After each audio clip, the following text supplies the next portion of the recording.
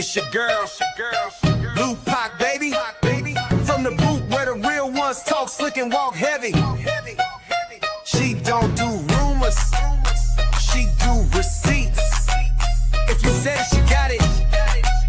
If you did it, she show it. Truth teller, big stepper.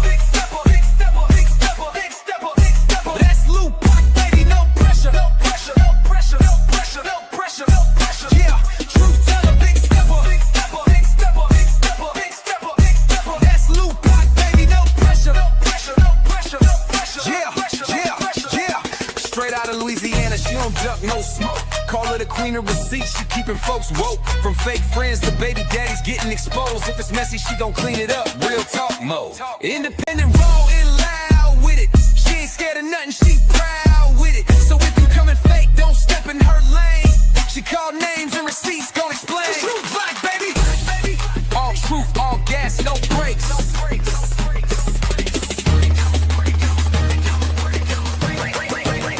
Truth teller, big stepper. That's Backkk, baby, no pressure. Yeah, truth teller, big stepper. That's Backkk, baby, no pressure. Yeah, it's Backkk, baby. All truth, all gas, no brakes.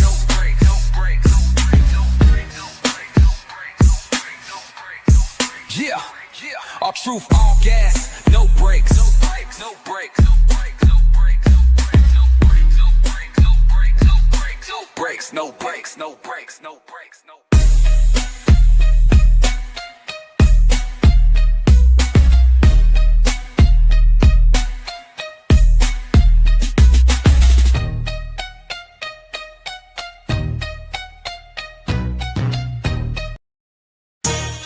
Yeah, you tuned in to Backkk, baby.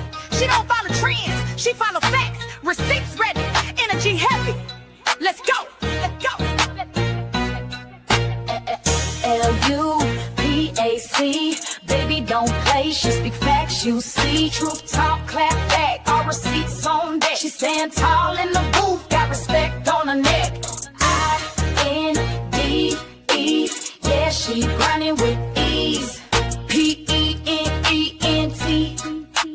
bringing truth to the streets. Go. She don't do drama, she drop data. Scroll the page, now or later. You'll see lies get exposed and the fake get froze like refrigerators. Name ring bells like second line. Speak real, no need to lie. She from the south with a strong survivor. Snakes don't make it out alive. L-U-P-A-C, ain't no faking on the screen. Call a judge, call a jury, she deliver with that heat. You won't clap, but she got truth, no sugar in her speech. Independent, bold and real, this Backkk, baby, capiche. They scrolling, she exposing. They trolling, she compose. See, Backkk don't just react, she decode what's not disclosed. From screenshots to timelines, receipts in real time. You playing checkers, she playing chess. Every move defined. Got that hustle in her bones. No cosign built her own. Views go up when she speak up. This platform here a throne. L-U-P-A-C, baby don't bend, she speak facts, you see. Truth talk, clap back, all receipts on deck. She stand tall in the booth, got respect on her neck. I-N-D-E, yeah, she grinding with ease. P-E-N-D-N-T, bringing truth to the streets. L-U-A-C, baby don't bend. She that truth in your feed when the lies get blown. Y'all watching, y'all lurking, but she grown. L-U-A-C, baby don't be. She that truth in your feed when the lies get blown. Y'all watching, y'all lurking, but she grown. This ain't gossip, this ain't rumors. This is real talk, backed by real proof. Welcome to Backkk, baby, where every video got purpose.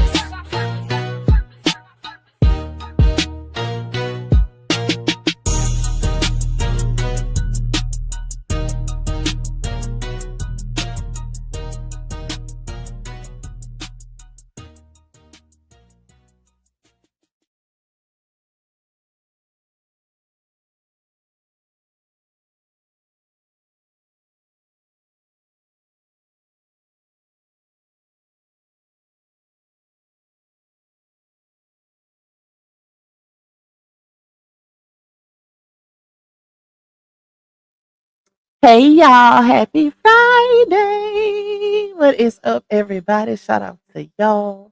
Thank y'all for being tuned in on this good old Friday, baby.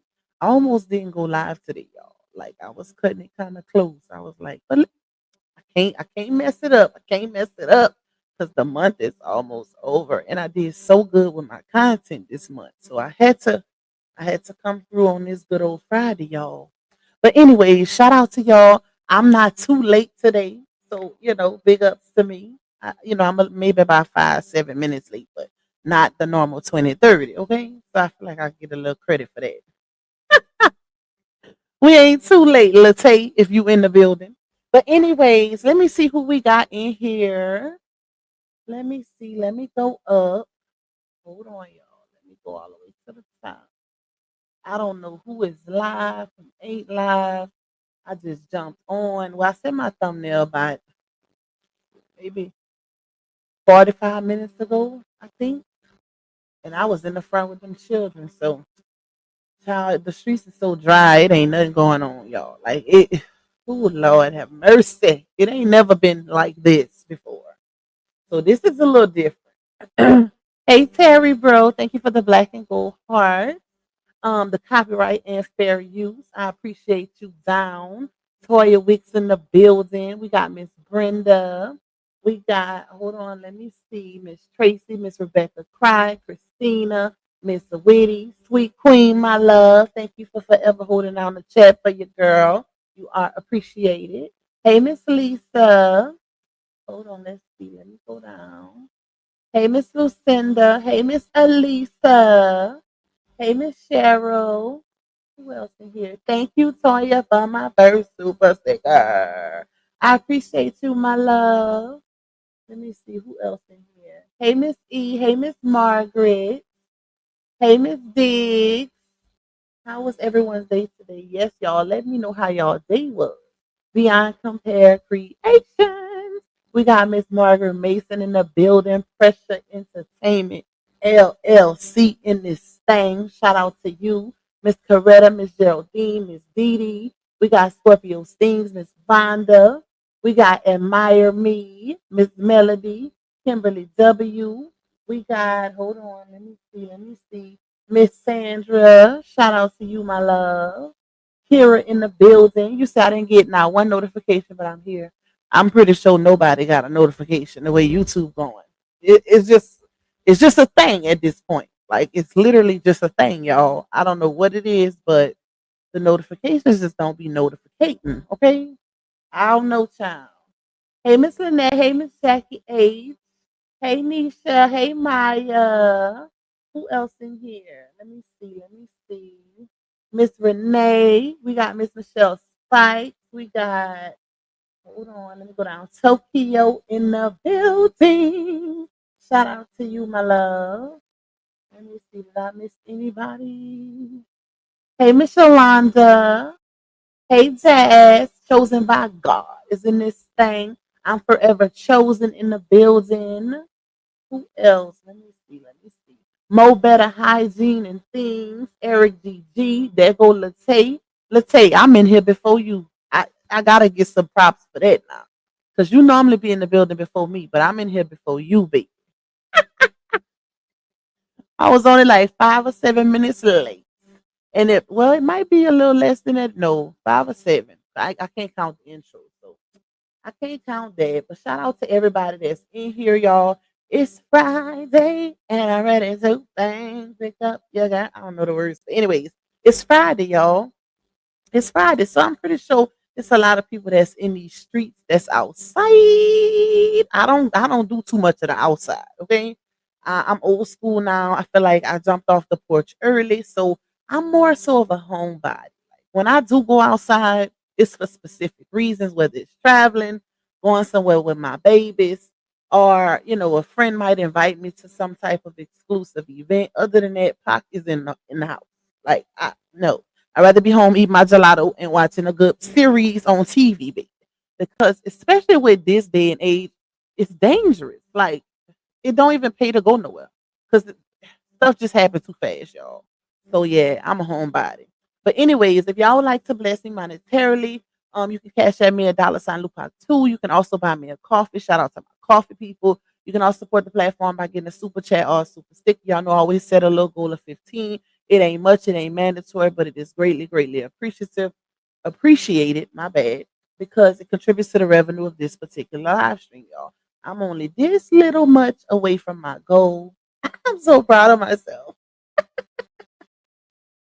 Y'all just don't know. I'm so proud of myself because I was so consistent with the content this month.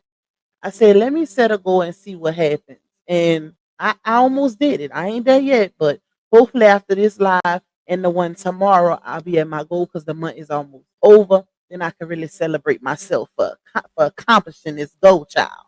But anyways, y'all, you can also support me by getting a membership. Shout out to all the members. Members only live tomorrow, so y'all can look forward to that. We're gonna, unpack a few things and just go over a few things or whatever. Y'all know how we do with the exclusive tea and members only. I got some stuff to tell y'all. Okay, so make sure y'all in the building with me over there. What else? Oh, please watch them ads, y'all, and please, please, please hit the like button. And I did make a community wall post last night about the hype button. Some of y'all might not be familiar with the hype button. It's HYPE. It's like a little incentive that YouTube gives now. It don't cost nothing, y'all. You just gotta press the button and it gives the creator points and pushes us up even more in the algorithm with recommendations. Like YouTube will recommend our videos and our live streams even more if we get so many points with that hype button. So if you see it and it say hype this video up or whatever, I think that's what it say, y'all. Hype this video up. It might say the amount of points like 10,000 points or whatever. Just click it. You only get 3 clicks a week. So everybody gets 3 clicks a week to hype up, your favorite creator's video or whatever.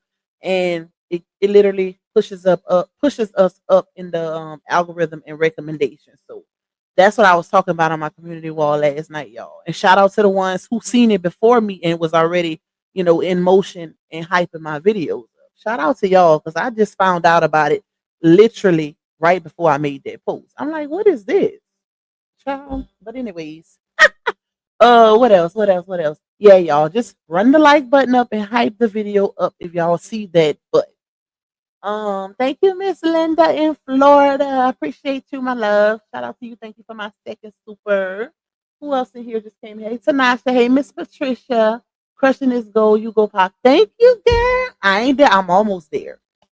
I'm almost there, y'all. I'm almost there. Okay. So if y'all feeling generous and y'all want to give pop a little super chat party, I'm not gonna be mad at y'all. Okay. Because I'm almost at my goal time. But anyways, so what we're gonna talk about today, y'all, is like I told y'all, most creators have to like literally who pull a rabbit out of a hat. As y'all can see, it's like I said, it's a dry spell. It ain't nothing going on, child. But one thing about me is I can see something and I can literally make something out of nothing. Period. Like I guess it's a gift. But I found this interview that RH did, and then I was looking at some text messages trying to, kind of match them up a little bit. And I want to show y'all. I want to show y'all, and I want to show y'all what I found. But I am also working. Don't forget, y'all. I got a 2-part series that I'm working on. Y'all going to love it. Okay, y'all. It's definitely saga related, but it has not been done in the saga, so it's gonna be a little fresh. It's gonna be something new, and y'all know it take me a while to do videos, so I was trying to get it out this month to help with my goal, but I ain't gonna finish it, y'all. I'm gonna have to put it in rotation for next month. So it is what it is, but it's gonna be a 2-part series because it's kind of long. But I'm definitely working on that. Hey, Nana Karen. Hey, Natural Nurturer. Yep, but you can only hype 3 times. Yep, I said that. You can only hype, y'all. Y'all can only hype 3 times. 3 times in a week. Each person can hype a video or live stream up 3 times in 1 week.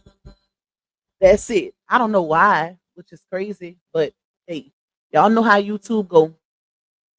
All right, yes, hype your girl up. Thank you, sweet queen. Okay, let me see. Let me go down. Let me go down. My hypes are done for the week. I didn't know anything about that button, y'all. Hype Lupac up. Yep. Thank y'all. Hype your girl up, baby. All right, y'all. So let me pull this up. Hey, Miss Cassandra. Let me go to my YouTube. I want to play the little clip because it ain't nothing but, well, it's actually 2 interviews, y'all, on 2 different podcasts. But the first one is like a little 8-minute clip. So that's the one I want to run first. Thank you, Miss Cassandra. I appreciate you, my love. I want to run that one first. And then if we don't have a chance to get to the second one, then we'll do that one maybe tomorrow. Hold on. Here you go. Oh, hold on. Doggone video start playing before I'm ready for it, child. All right. I hope Lord, you know what? This is the time to read Terry's copyright, but it's in the chat, so it's all good. And y'all know, let me put this up first before I say that. Hold on to your love. You got to hold on. Okay, so y'all know anytime we're giving we reacting to another creator's video, podcast, live stream, whatever, we have to give commentary in between, or you will get hit with a reuse of content or a copyright strike. So y'all know I gotta talk in between so I don't get in trouble, baby. Period. What you say? I stepped away. What is hype you up? It's it's like another little incentive that YouTube gives us. Some people say they've been doing it. I just noticed it.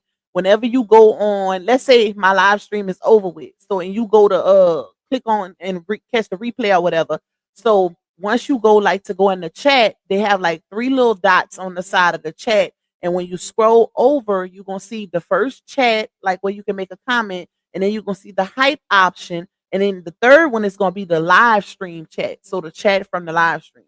When you get to that hype part, it's basically a button you click to hype the video or the live stream up, and it gives the creator points. And whenever, like points on a leadership board, and it basically pushes them up in the algorithm and the recommended video. So yeah, that's what that is, Miss D. Thank you, Maya. I appreciate you, my love. Don't forget the picture you wanted to show us. Oh, what picture? Oh, you know what? I forgot all about it. Okay. Remind me before we get off of here, because I gotta look for it. So I'm gonna have to look for it because I forgot about it. I'm gonna have to look for it while we on the live, child. Okay, let me play some of this, y'all. That you think you did wrong in your relationship to cause a split. Oh, and this title, y'all. Okay, so one thing about creators is this is what they do. Like they'll do an interview that may be 45 minutes to 2 hours long, right? And they'll chop the interview up into segments to create multiple videos. That way, if a person want to see a specific part in that video, I might start doing that with my long live streams. Y'all would like that? Like chop like certain parts, chopping it up to where it's like 7 to 8 minutes long or whatever.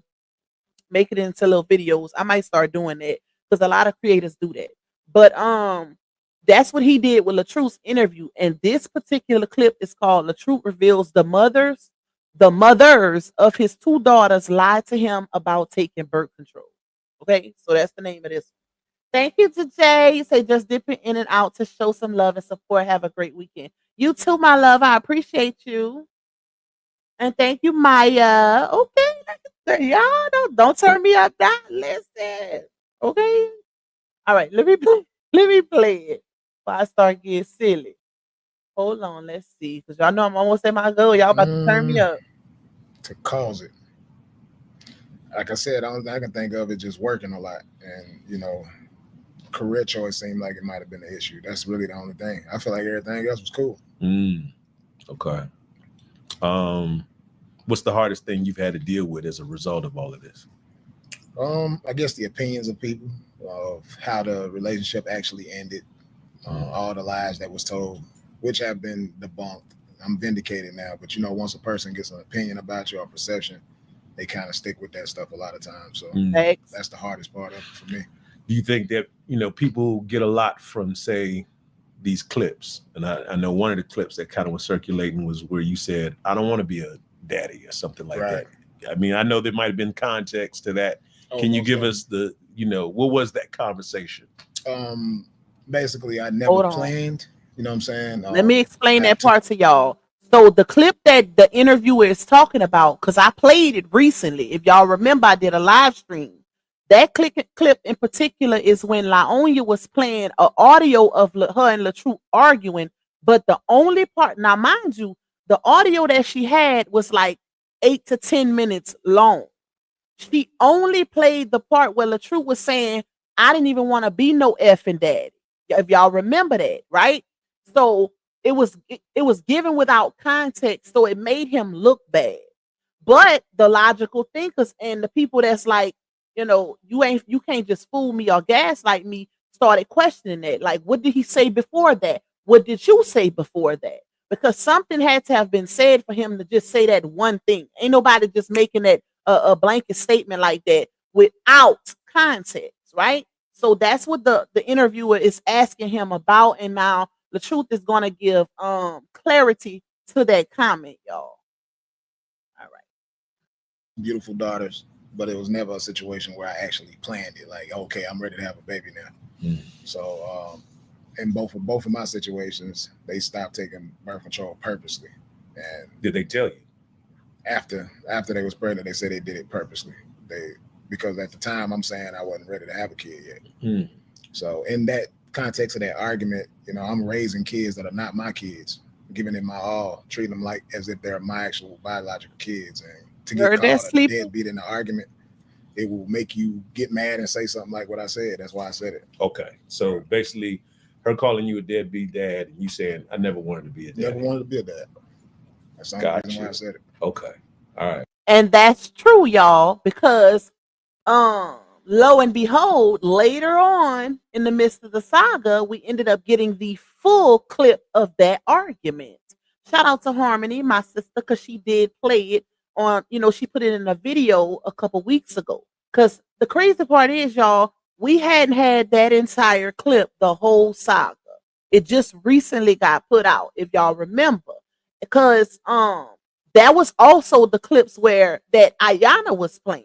Remember? When she did the live stream that she did, she also was just putting out gaslighting little pieces of the entire audio instead of putting out the whole thing for context, saying, I'ma just wait till my sister tell me, or she put out when she wants to put it out, or she gonna tell me what she want me to. No, that's deceiving the people, that's gaslighting and manipulating the people. Because we could actually agree with what he's saying, or disagree if you give us the actual option based on the context. So now people can say, okay, I see why he said that. If your wife calling you a DB and y'all married and you literally helping her take care of her kids who are not yours, who wouldn't clap back with something like that? Like, come on now.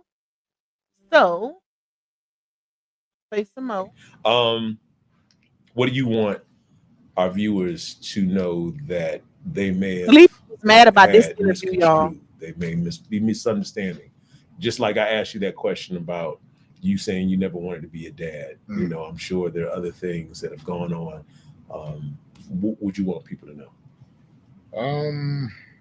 I guess as far as arguments, we all say things out of anger. But I've never intentionally hurt anybody. I love my kids to death. And being a father is like one of the best things that's ever happened to me after becoming a father. So, yeah. What's the relationship like with your kids now? And obviously they're impacted. They see everything. They're watching social media. I'm sure their friends are speaking on it because you guys have a very high level of profile. What's that like with them? Relationship with my kids is good, man. Every moment I've ever spent with my kids have been beautiful moments. So, they know who I am in real life. So, and let me say this, because I don't need nobody saying, oh, he lying. This is an old interview. So I'm pretty sure at that point, he did have a good relationship with his babies. Okay. This is an old interview, but the interviewer recently started re-releasing the clips, because every time the story hits a viral moment, people who had some type of footage from any party in the story, they'll put, re-release the clip so that they can get a little bit of that coin, baby. Okay? Because when I looked on this man's channel, he had put out clips as early as 4 months ago. And I think this is one of them. This interview is what pissed Sleepy off, y'all. Because this interview also talked about the adoption video. So and it went viral. I think that interview it had like 5 million views or something on Facebook, if I'm not mistaken. But the interview went viral. And Sleepy screenshot it and posted it on Facebook. And he was mad about that, baby. But at the end of the day, to Sleepy, when that was released, that audio of LaOnya throwing RH's clothes out, and he says, she's mad because I don't want to do some type of adoption or whatever, right? So even in the clip, she didn't say he was lying. She said their dad good. That's not saying I know if I'm in an argument, right? But did she know that she was getting and she knew she was being recorded. That's the crazy part. I'd have been like, adoption? Well, you a MF and lie. When did I ever tell you I wanted you to adopt my kids? That's what I would have been saying. She never once said that in that clip. So it's things like that that made me believe that it was some truth to what RH was saying in that viral clip. Because why not respond to it? And even in those messages between her and Dawn, the ones I showed y'all the other day, where she exposed her and Dawn's messages first on the internet, when Dawn mentioned that video, she skipped right over it and didn't even respond to it in the text messages. So yeah, it's a bunch of moments that made me feel like he was telling the truth. And my thing is, why wouldn't he? Why wouldn't he be telling the truth about that? Why would he lie about his wife at the time, wanting him to? That's like him lying in her face, and she's literally the other party in the scenario. Think about it, y'all. Like, why would he lie on her to her? Like, you wanted me to you mad because I don't want to adopt the kids, and we all know the biological dad was non-existent. We all know that. We all know she had them children calling RH daddy the very first week they met him. So it's not a far stretch to think that she would really want him to adopt her kids. Like, she didn't think she was gonna ever, or Sleepy was gonna ever be back involved with her children. So it's not a far stretch. They was married. He was already taking care of them. They was already calling him daddy. So why wouldn't she ask her husband to do that? Period. Like, that's how I look at it. Thank you, Taisha. You say I'm late coming in, but hey, Pac, the receipt queen. Thank you, my love. I appreciate you. Hey, Miss Roslyn. Hey, Miss Amanda. Hey to everybody that's coming in. CS, Jaisha again on the super. Turn me up. Thank you, my love. I'm so close to my goal, y'all. Pac gonna debunk everything. She knew Sleepy was sleep when it came to them kids. Bad. Like, the sleep the whole time. Because he had ample opportunity to respond to certain things, and he did not. If you go on LaOnya's old management's page, which is a very big management company in California, KT Management, those kids are still under that brand. I don't think they still work with that management, but they picture's still on the page. Okay, they probably just didn't update it, but under their names it says Isaiah LaTruth, Joshua LaTruth, Lauren LaTruth, and Momo is baby LaTruth. I think more LaTruth, something like that, but y'all know her middle name is LaTruth, right? And then it also says son of LaTruth and Miss LaTruth. They say that for all the kids. Or daughter of LaTruth and Mrs. LaTruth. To say he ain't even a biological parent, he was named first. So I feel like Sleepy knew what time it was. He knew that RH could provide a better generational wealth and opportunities for his kids than he could. And that's why I feel like he didn't speak up, and he wanted LaOnya to stay with this man. Because he knew that as long as she was with him, he didn't have to do nothing. She wasn't pressing him about no child support. She wasn't pressing him about no money. Think like a woman. Think like a woman. She wasn't pressing him. If we got a man in our life that's handling his business, standing on big business when it comes to us and our kids, because real men gonna tell their woman, don't you ask another man for no money. I don't care if it is their biological dad. You shouldn't have to ask for nothing. Period. A real man ain't gonna want their woman asking another man for nothing. Even when it comes to that man's kids. Because it makes them feel like less of a man if they wife or they woman gotta ask another man for something. Okay? That's a real man. I ain't talking about the fake ones. I'm talking about the real men that really stand on business behind a relationship and a woman.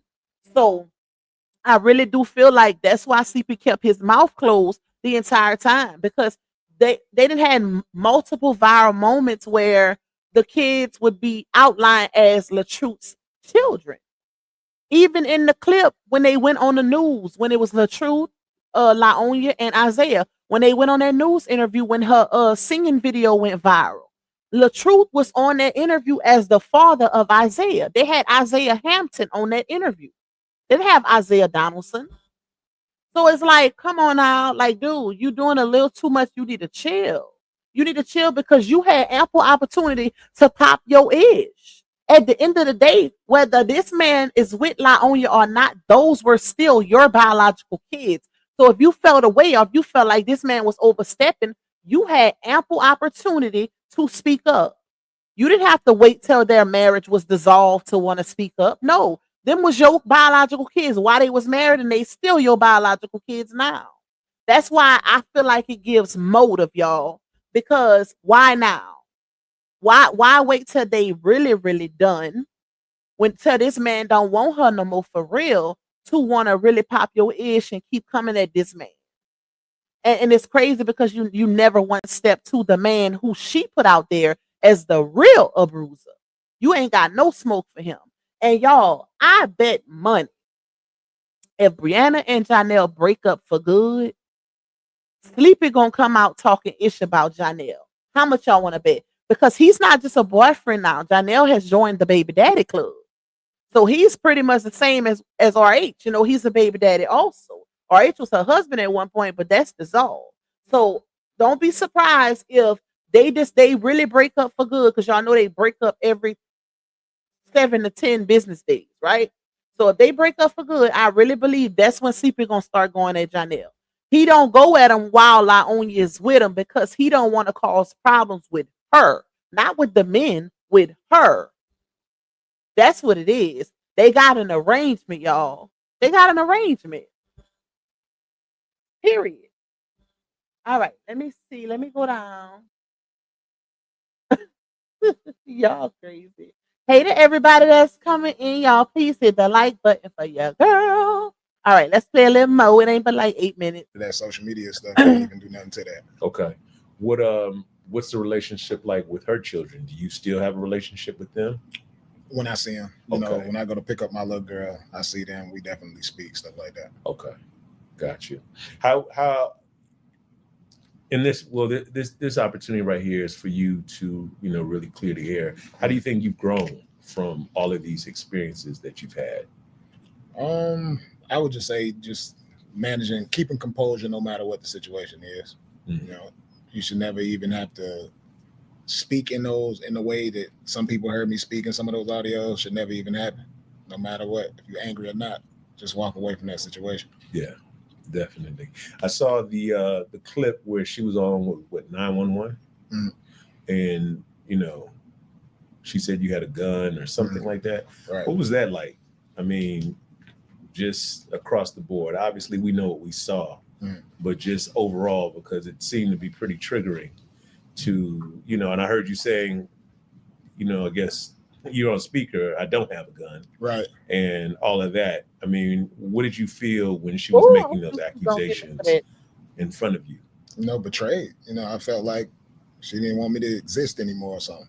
Because, I mean, if the cops would have believed that, they could have came in and did anything to me. Yep. So, you know, they checked the house. They knew it was no guns in the house or none of that. So, you know, just it was betrayal. So after a moment like that you and her have, Facts, Tell like me this: what were you listening to probably leading up to that moment? Not like right before, but or what did you listen to right after? I can't even say that I listened to music after that, man. It was a really tough moment. Okay. Did you know it was over then? Yeah, I knew it was over, and I had said it because that video right there, that particular video, that has happened, and I chose to make it work. So at that moment, I knew that was it. Especially after going through cancer, because like going through cancer, I seen stuff a lot different. That battle was something different, so it made me realize how important I am, for my kids and all of that. Yep. I said I can't go through this type of stuff no more. So I knew it was over with. That was it. So that night, you guys go to separate rooms at that point. there you go, y'all. Is the conversation? Is the house quiet? What's the vibe? Nah, that night is the introduction of this divorce. It's serious. This happening now. I'm going to file. I'm moving we're going to go separate ways. We separated right after that. Okay, so you had that discussion that night. Wow. I had that discussion immediately after the conversation when the police left and everything. And what did she say? What was her response? She didn't want that. So she didn't want to get divorced after that 911 call. So leading up to what That's we interesting. saw online, were you physical with her? That's interesting, and he ain't lying because we didn't seen and heard too many receipts that points to the fact that she still wanted that marriage. So yeah, like that audio where she kept telling RH, if you ain't calling me to work it out, don't call me no more. As if they didn't have a child together. And also the call with Kevin where she was crying and saying the only thing I want to do is reconcile my marriage. I want to learn how to be a better wife. The interview, not interview, the podcast that the Rices did where they was saying how they was counseling them and RH walked away for good. He was the one to walk away from the marriage. Yeah. So it's plenty of instances where it shows that she did not want her marriage to end, y'all. She didn't. She didn't want her marriage to end. And that's why if you was around during the beginning of the saga, that's why she would come out here and she would pop her ish and post all of these different subliminals, these videos, these voiceovers, like, oh, you lost a good thing, and like just different things like that because he walked away. And she needed the world to think that she was the prize and that he lost a good thing. But it's obvious. People can clearly see how this situation played out. Even going back to the divorce decree, like it's clearly stated in black and white who left who and why the divorce was dissolved. And it ain't got nothing to do with no abuse. Nothing. The other interview that I have, RH actually spoke on different instances where she called the cops on him, y'all. So the other one is real good. If we could get to that one too. Well, I might just run that one right after this one. Let me see. Let me finish playing this little clip. Had you put your hands on it? Nah. I never put my hands on a woman in my entire life. Hey, Miss Nina. Okay. Wow. So she just ran with the narrative. Once it hit the internet, it was like almost as she actually did come back and make a statement and said that I never put my hands on her. Yep. And she only brought up the finger where she was talking about the whole tote situation. Fact. That was it. She actually fixed it, but then turned around after that and went back and started back saying the same thing again. Wow, man. But it's a lot of money being made on social media with those type of lies, though. Yep. Yeah. So you saw the recent with the other influencer. I guess she did the 50-part series talking about her ex-husband and whatnot. So obviously, these are negative situations that gain a lot of traction. Yeah. Is that what you're talking about when you say these types of things are making a lot of money? Yeah, it's a game for women. When women say these things on the internet, it's a game for them. It's not a game for the guys, obviously. It can destroy our whole careers and reputations behind that. It is. Once you kind of get that rap on you, it is different. How do you think people responded to you, as you would move, through your day to day when they would see you, knowing how public all of this had been? In real life, it's good. It's flowers, but on social media, it looks like something totally different. Yep. I've For heard sure. you publicly speak on being abused as a man. Um, how would you describe that type of abuse? Is it physical abuse? Is it emotional abuse? How would you define it from your vantage point? I'll say from all levels, it's the same, but we don't really see it as that as men. We're taught to turn the other cheek when it comes to that type of stuff, especially when it's a woman. And So would, some of us see it as Bad. love when a woman is acting like that, Mhm. over thinking that you cheating or something like that. Some of us see it as love if that's what we seen coming up. yeah. And So she put her hands on you. she has, but the videos are out there. It's nothing that I would have never brought it to social media, but the videos was out there, so they could see that Mhm. her physically like smacking me in the head, knocking my hat off, stuff like that. Mm. Well, she definitely. Oh no, I don't want to do that. Dang, I did not want to play on the tape. I don't know if it was a live or a video, but I had to click off of it, y'all. But it's crazy because if we really going off of actual factual proof, we've never seen not one video of him actually putting his hands on her. All of the proof showed that she was the physical person in the marriage. She was the aggressor. And it's crazy because he's still catching all this heat. Even though I feel like it has gotten a little better, it'll never be the way it was because once you tarnish the way somebody views somebody, um, I don't think that's fixable. Now he can, evolve over time, and I think he is. I feel like God is definitely blessing RH because he could be in a way worse position than he is now. And that's why one of the reasons why I feel like it's is deception to what happened with him. The wife was definitely a liar and is a liar because RH could be in a way worse situation, y'all. Like, think about it. He could be in a way worse situation. And I feel like his only fault in the saga is not releasing what he had earlier. He kept giving her grace, kept giving her grace. And I think, listen, now that I think about it, y'all, now that I think about it with everything that I've seen, I honestly, because people thought he was giving her grace because it was her, as in his ex wife, the mother of his child. I honestly believe that he was giving not giving himself grace, but I feel like he kept everything he had away from the internet as long as he could to prevent what actually happened, the outcome, the social media backlash. So it wasn't, to me, it wasn't so much of, oh, he giving her grace. That's what we would say in the beginning. But now that I look back at everything, he knew. He knew how this was going to turn out. He knew how this was going to affect their brand. That's why he initially tried to get in front of it and say it was all a skit. Think about it. He knew it, y'all. And it's unfortunate that by the time he started releasing stuff, so many people were sick of them. Both parties, the LaTruth story in general, they got away from it. A lot of people unfollowed. They stopped following the storyline. And it have a lot to do with Laonia. Because one minute she say this, the next minute she say that. So people was just like at a point where I'm sick of both of them. That's what people were saying. So it's like it's unfortunate, but I feel like everything happens for a reason, and everything has happened for a reason.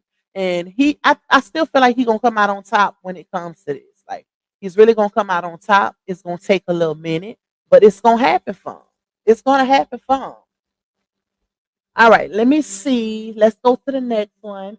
What's up, 615 in the building? Shout out to you, my love. You said I bet 100 on that Lupac. Thanks, me too.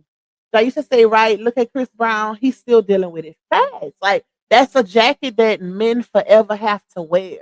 And I sympathize with that because people automatically believe a woman the first time. And, a lot of people don't consider the fact that women lie too. Like, let's just keep it above. Some be telling the truth, and that's what makes it bad, though. That's what makes it bad for women, period. When you got some women that will lie for clout, for money, like monetary gain, like they will lie. And then when you got somebody that's really being honest, they make it hard for them. And it's a lot of victims that scared to speak up because it's so much deception in this world now, to where people don't know what to believe. You gotta question the most heinous things. Like when people gotta start questioning grape and essay and like Bruce, that's crazy. I feel like that's something that should never have to be questioned because of what it is. Like, but it's unfortunate that so many people have made it bad to where people will lie about it. And automatically our brains will say, well, I'm a believe them because who would lie about something like that, right? That's what our brains go to. But the logical thinkers, the people that thinks outside of the box is gonna be like, well, hold up.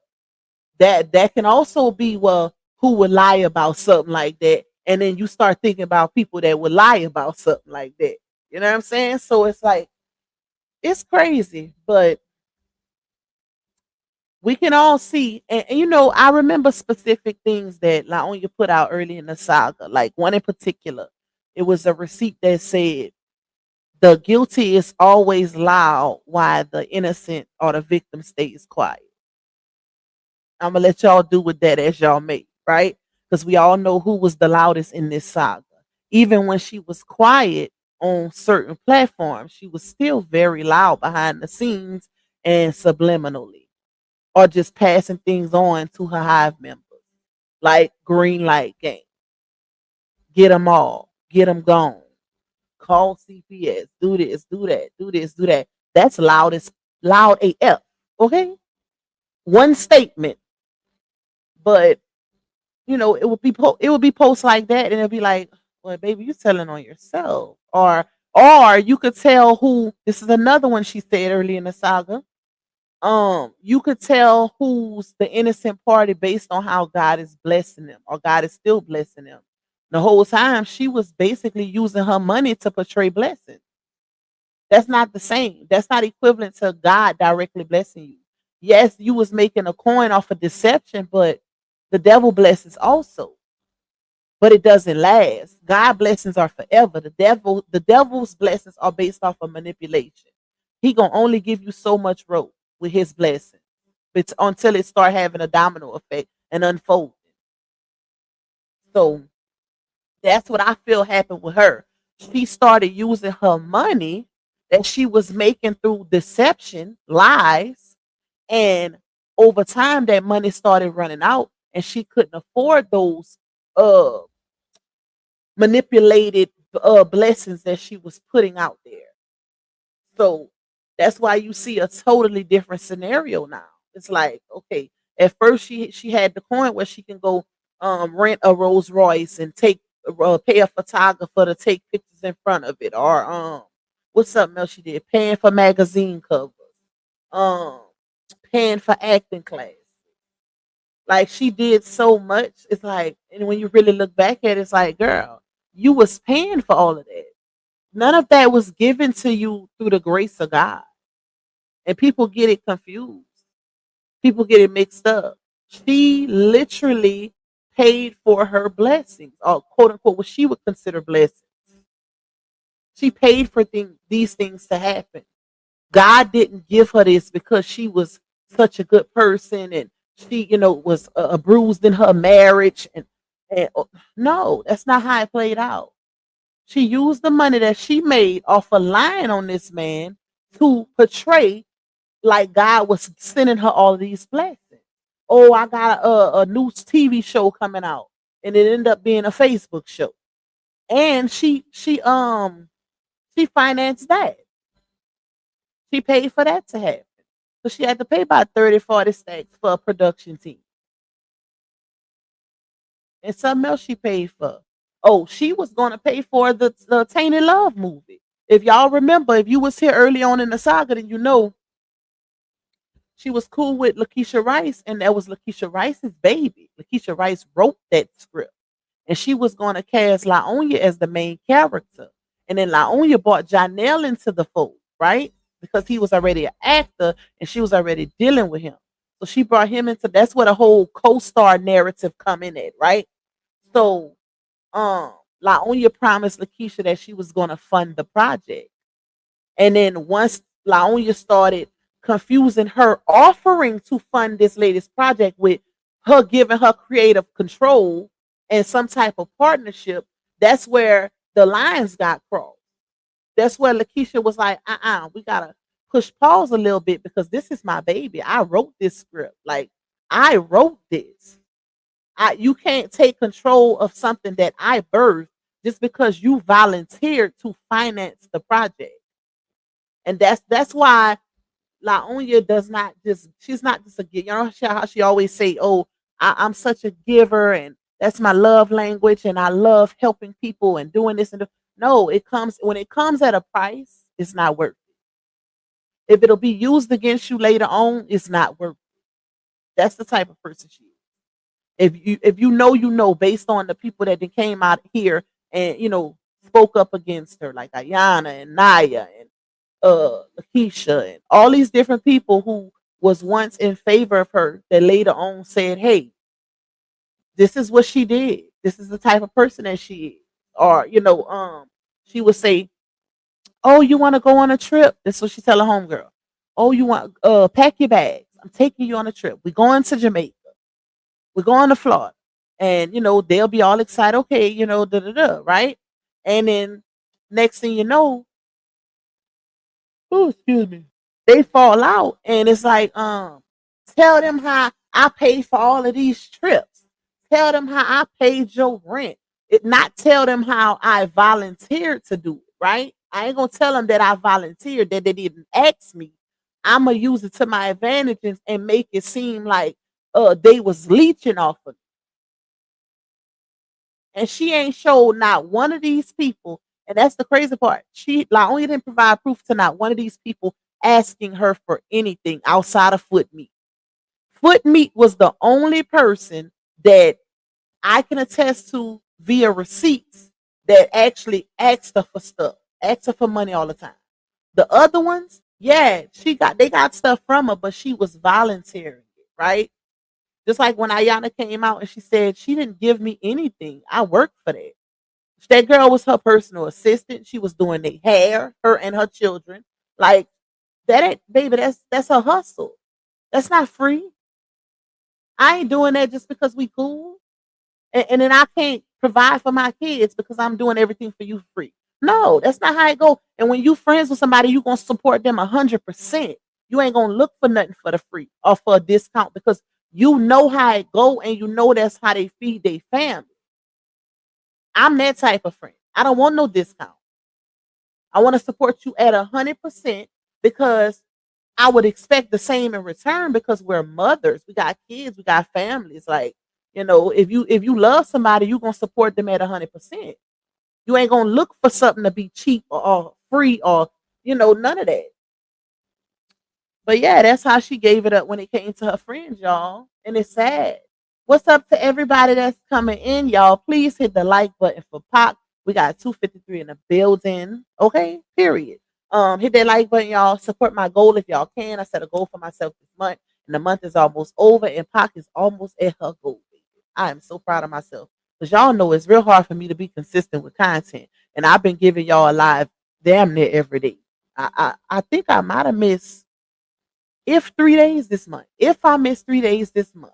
So big ups to me, period. So if y'all can support my goal, support it. So we're going to go to this next. I was going to show y'all some text messages, but I'm kind of hold off on them because I kind of want to play this next interview more than showing those messages. Okay? Let me put my YouTube back up because I accidentally cut it off. Hold on, y'all. Let's pull it back up.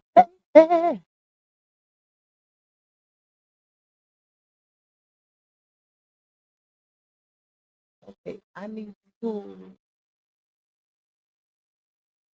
okay, it's in history. This is the one. Oh, all right. Let me share it. Hey Demetria, hey AC.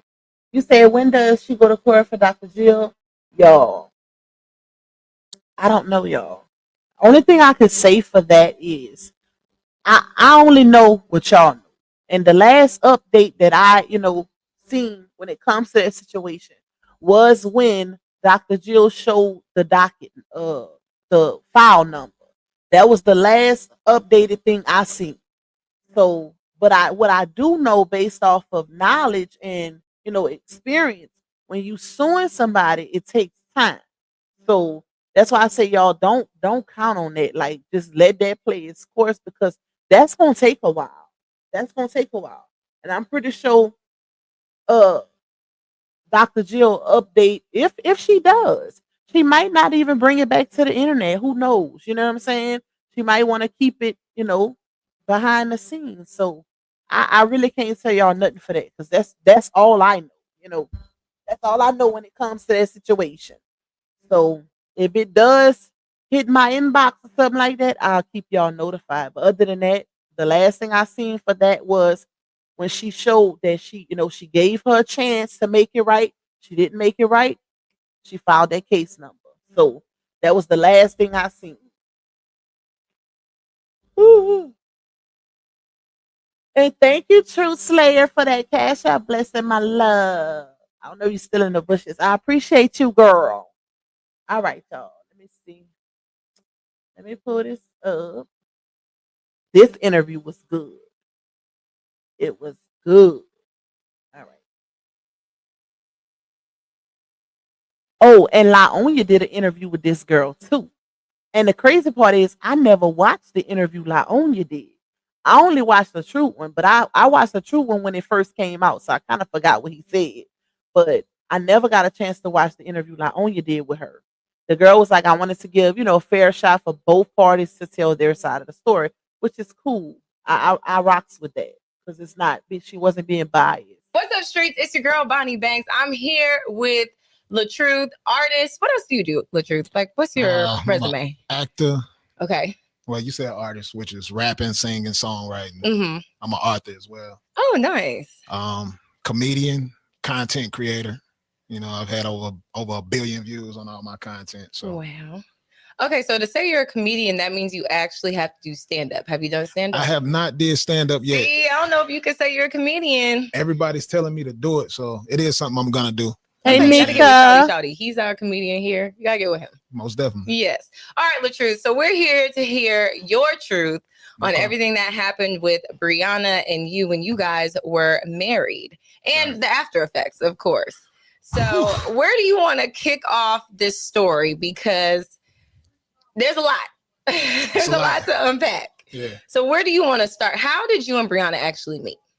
We met through a DM on Facebook. Okay. At this time, I had 6 million followers. Ooh. I was creating a web series called Will He Cheat? That did over 90 million views on all platforms.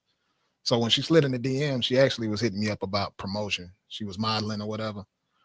She had did a music video with a dude in Vegas. So the video that she sent me, it was enticing. Okay. So I got a contact. We started speaking over the phone. And one thing led to another, man. Like, first of all, LaTruth, wasn't nothing enticing about that video with her sitting on 20 mil mama couch. Okay? Shout out to 20 mil. Unless she sent him another video that we don't know about. And I think she did. I think she sent him another video, y'all. Because something in the milk ain't clean. So LaTruth said it was enticing. When we watching the same video, like no shade, 20, no shade. Shout out to you. Shout out to you, my boy. But I think she sent him something else that was enticing to him. Okay? Something with just her in the video. That's my opinion. I know y'all hear us talking about a trauma bond.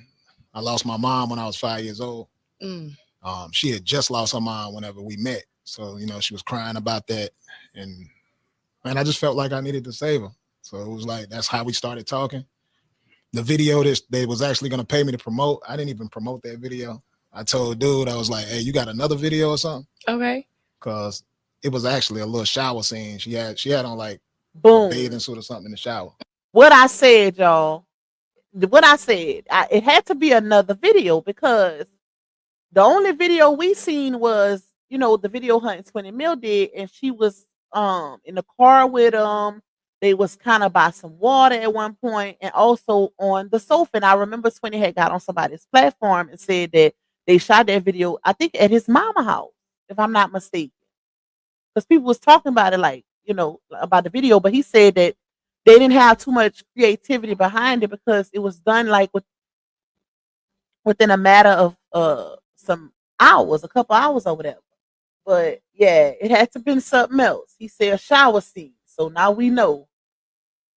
Mm-hmm. But after we just started talking, it was like I was really feeling it. I was like, I don't even want to put that out there. Okay. So he gave me a different video, so I started posting that instead. So we just went from there. Like we bonded, we got in a relationship, fell in love quick, got married fast. Mm-hmm. That's the story. That's how the intro was. She didn't have a social media presence or nothing like that at all. She was working like maybe a receptionist or something like at a healthcare place.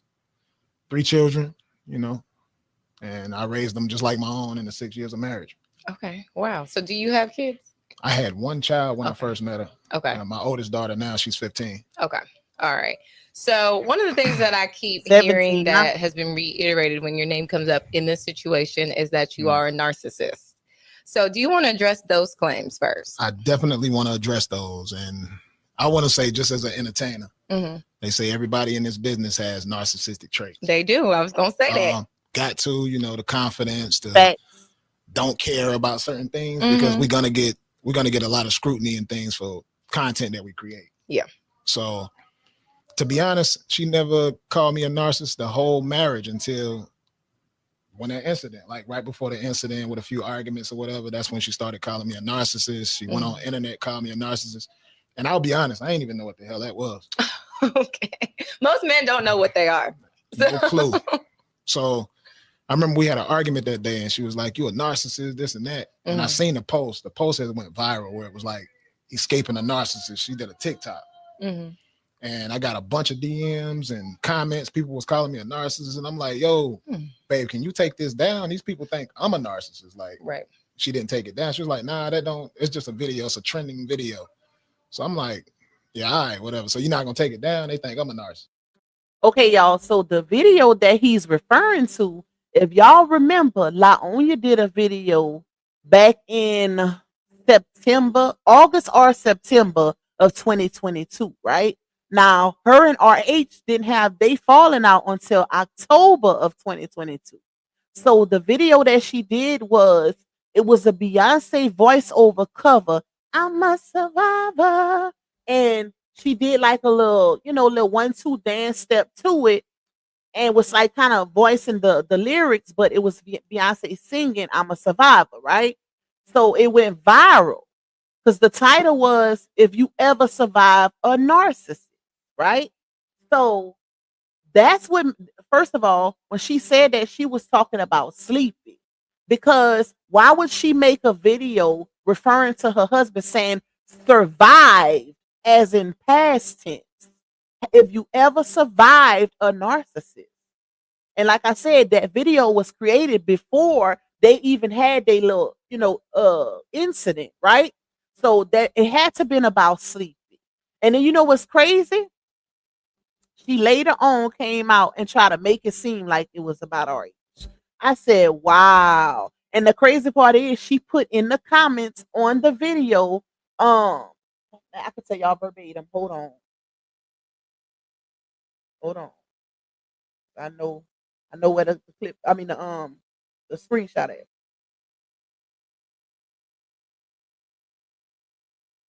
Hold up.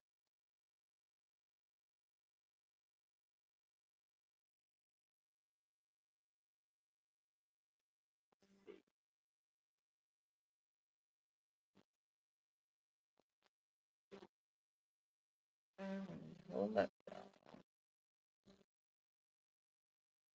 I'm a survivor.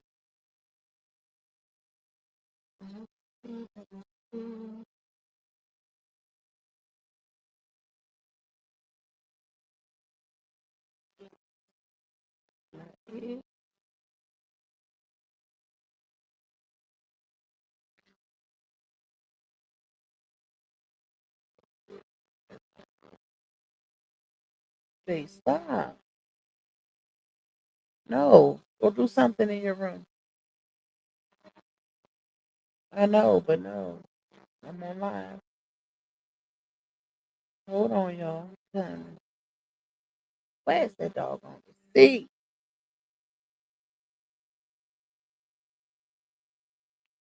I know I read it recently.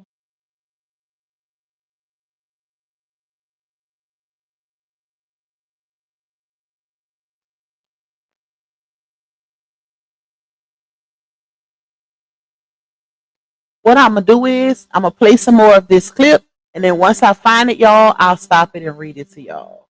Hold up. She was like, nah, it's just a trending video that everybody's doing on TikTok. So I ain't paying no mind. So I left that day and I looked up what a narcissist was. I went back home just to let her know she was the narcissist. Like I can't even hold you. When I listen to everything, I listen to hours of different videos about a narcissist. Now I know what it is. Okay. It's definitely not me. At least you educated yourself. Yeah. All right. So we've cleared up the narcissist comments. I know that they say most artists are narcissists, so I was definitely going to come in with that one. Oh, but yeah. you cleared it up for us. I know. I did research. Okay. So now when I had the conversation with Brianna, there was talks about her previous relationship being abusive as well.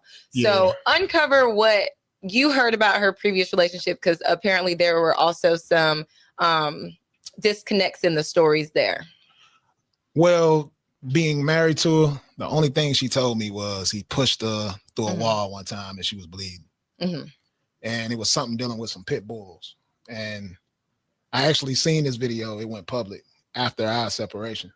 People started going through her old content. And what I discovered when I saw the video, I was like, wow, we're married right here. You're sitting on my bed with my ring that I bought you on your finger. I didn't see that content. I'm so busy when I'm working. Yeah. I didn't monitor what she was going live and talking about on her page. I'm out doing acting gigs and performances and stuff like that. So when I seen the video, it definitely hurt me because I'm like, if I would have saw this video, we would have had to have a talk. You know. So it was a video. You guys were together, and it was your place. That was she my with house. her ex though, or no? No. Okay. They had been broken up. Okay, like, gotcha. Okay. You know, when I first met her youngest daughter was 2 years old when I met her. So, and this guy is married. So when I saw the video recently after the separation, I'm like, if I would have saw that video at that time of the marriage, that was maybe the first year into the marriage. Okay. We'd have had a discussion about a divorce. I'm gonna be honest, because I'm the type of person that know if you still speaking of your ex, you still got some type of feelings. It's something is not handled with that. So you brought stuff from that relationship into this one. So I started. Now, if I would have seen that then, I would have knew what was up with some of the red flags that I did see. But how long was the separation between the ex and you? Do you know?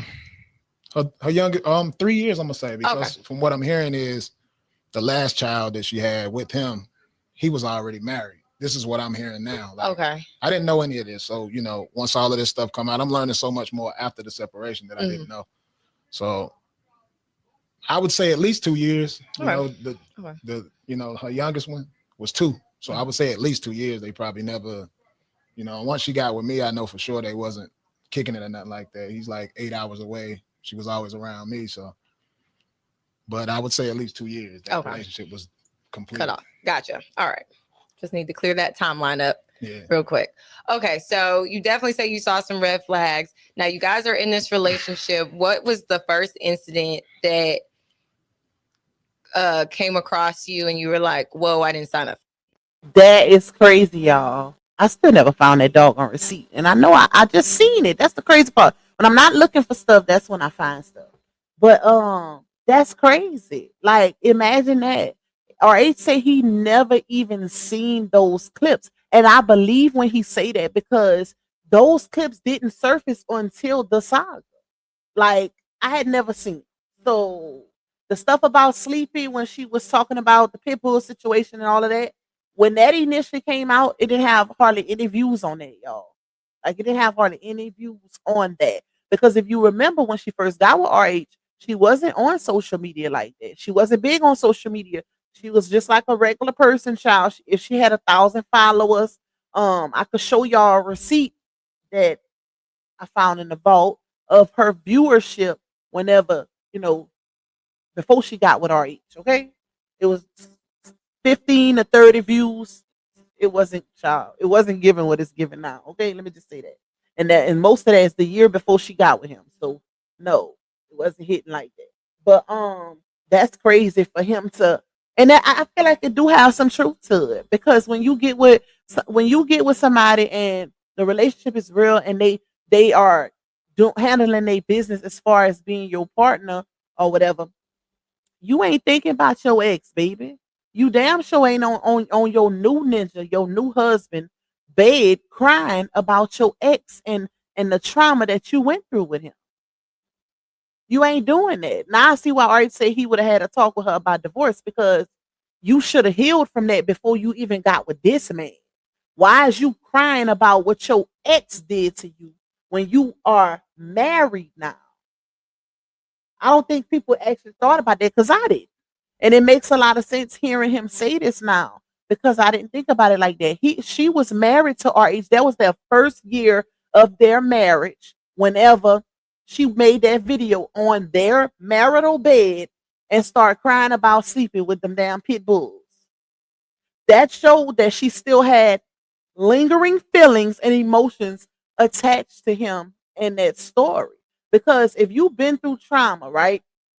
If you've been through something, when you are fully healed involving any kind of trauma, when you fully heal, you can always get to a point where it won't trigger your emotions or make you sad or make you cry when you tell the story. So yeah, it was definitely something still there. And to be honest, I feel like, looking at how they are now, I feel like Sleepy was her one true love. That's how I look at it. I feel like he was her one true love. Because the thing is, right, when you get with a man and that man put you through the stuff that he put her through, that man had 2 wives on her. She had 3 kids for him and he didn't marry her not once. That's the crazy part. And I remember somebody saying in his comments one day, because he had posted a post about her saying how she's such an amazing mom to their kids and this and that, right? So somebody said, well, if she's so amazing, why you didn't marry her? Like, and I said that make a lot of sense, especially seeing as how you are the father of her 3 kids. But you could be an amazing mom and not be an amazing mate, helpmate, girlfriend, partner, whatever. But most men marry their baby mothers because they're amazing mothers. And of course they love them. He had to have some type of feelings for if he was making cheering with her. So that is questionable, because he married 2 of his baby mamas. He married the twins' mama, they divorced, and now he's married to his daughter's mama. So long you didn't make the cut. But that's real interesting. That was a good question. Whoever asked that question basically saying, if she was so amazing, why you didn't marry her? Not only why you didn't marry her, why you put a restraining order on her too. And harassment charge. Oh Lord. Y'all know what's crazy? Let me put this little piece of tea out there. Her and RH got together in 2016. Sleepy filed harassment charges on her in 2015. Let me just let that sink in. Let that sit right there. So RH, if you still watches us, you watch from the bushes, whatever. I don't know if he watch y'all, because I think he moved on with his life. He's trying to rebuild and stuff. But that's why she was crying on that bed, bro. That's why she was crying. The feelings was definitely still there, and she used you as a rebound to get over him. That's how I feel. She used RH as a rebound to get over him and to rub it in Sleepy's face that she found a good man, a better man. Notice how and that's the thing, right? She did the same thing with Janelle. It's a pattern, y'all. It's a pattern for her. When her and Sleepy broke up, she got with RH fast, right? Fast. Within 3 months, within 3 to 5 months, they was married. The first week, them cheering was calling RH dad. Okay. She was praising RH all over social media. King this, king that. He's the best thing since sliced bread. I don't care about the DB baby daddy because my husband got it. My husband is a great father. He this, he that, he this, he that. That's all you would see, right? Fast forward to now. RH leaver, what we see? Oh, Janelle, this, and I've never had a man that surprised me, and I've never had a man who did this, and he's real stepfather gang, and he this, and he that, and he this, and he child. So I kind of got a feeling that if her and Janelle break up, the next man is gonna be the next best thing to slice bread too.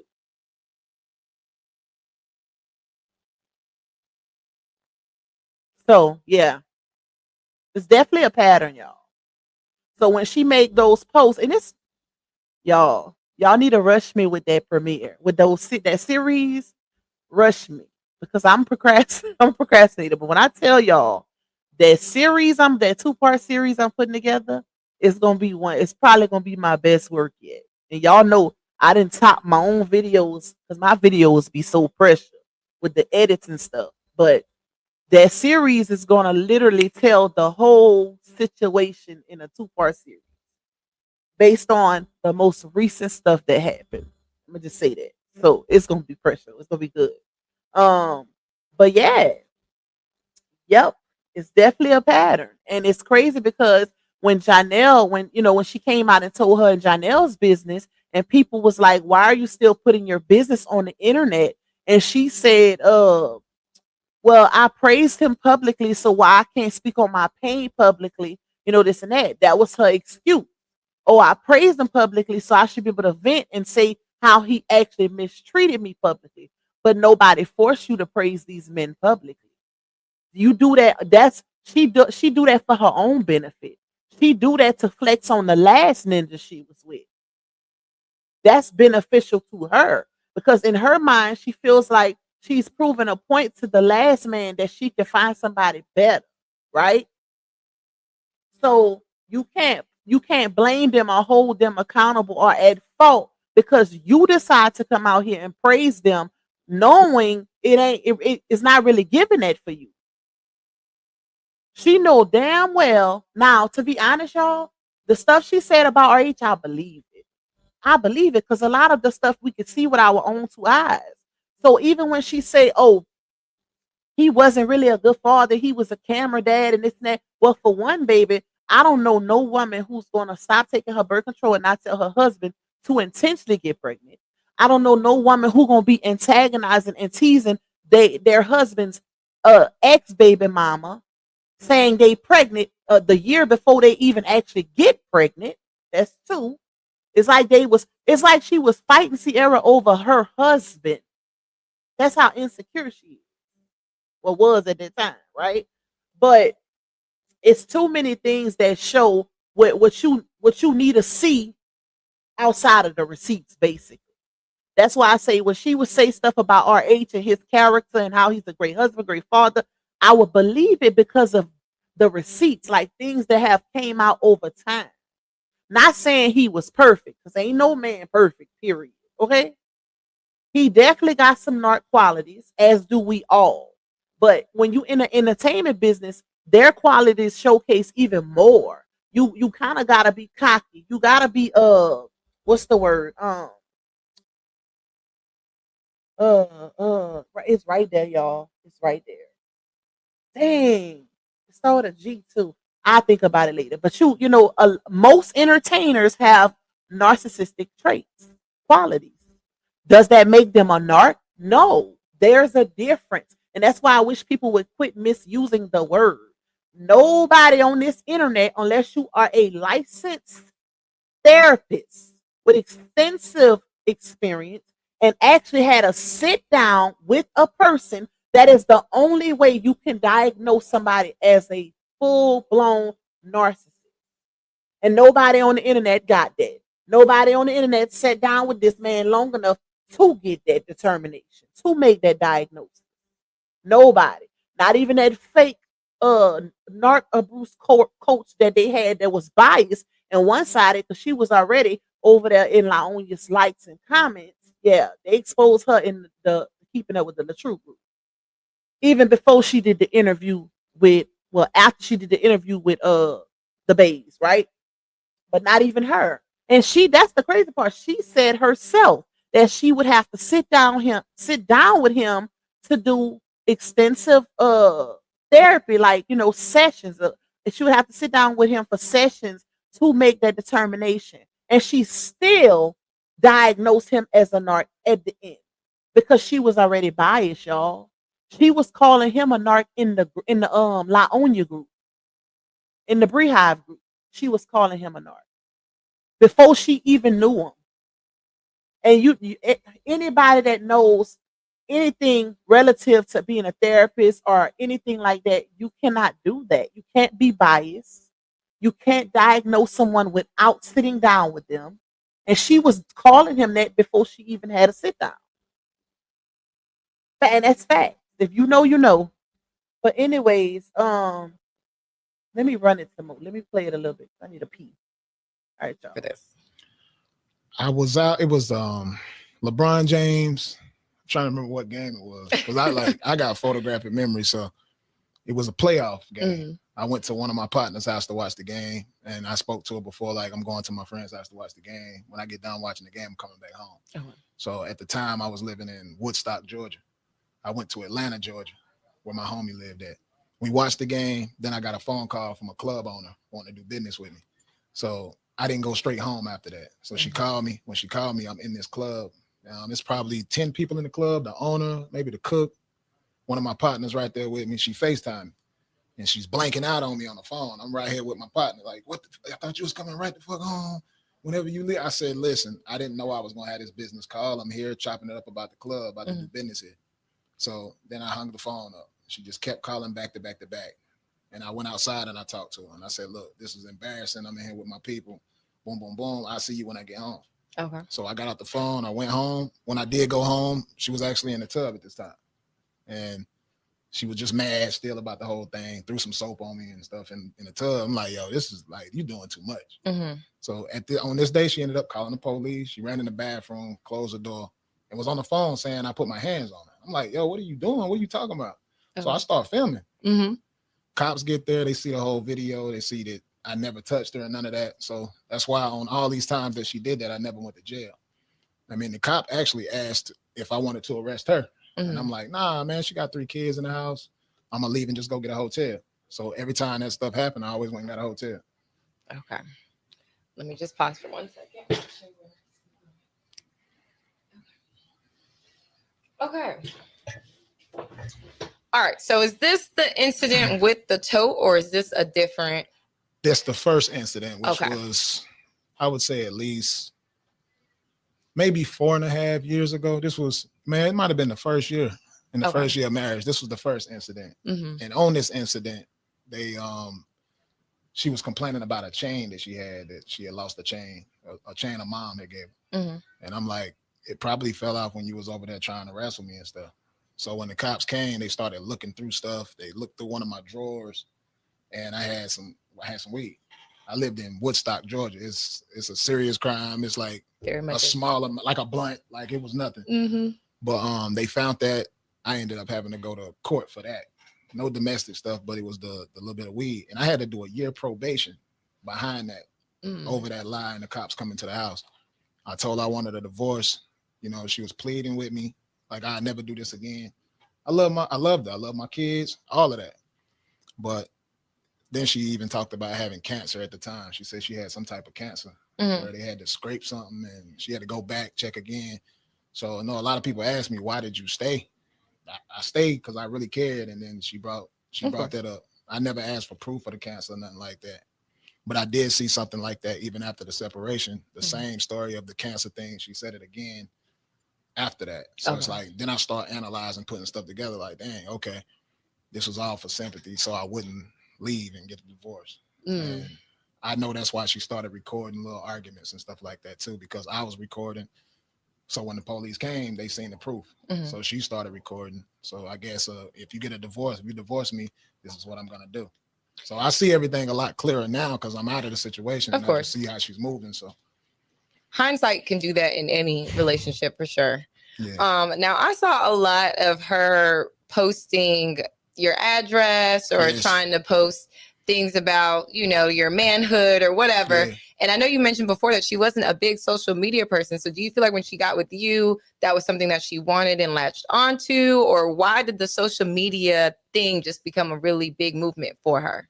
I do. I believe that's what it was. Like, it seemed like that's what it was by design to me now. Mm-hmm. Because coming into it, she was always talking about she wanted to have a kid with me. And she seen how I was with my daughter. Anybody who really followed me, they knew that. They seen that father-daughter bond. Mm-hmm. I'm singing to her. I'm rapping to her. I'm showing her how to cook. I had a lot of followers from that. So that was one of the things she said. I admire your relationship with your daughter. Mm-hmm. You seem like a great dad, and I want to have a kid with you. But I always told her, because she came in with 3 kids, 2 boys. I'm like, these my sons. Mm-hmm. That's my daughter now. Like, that's my kids. I don't want any more kids. That's enough.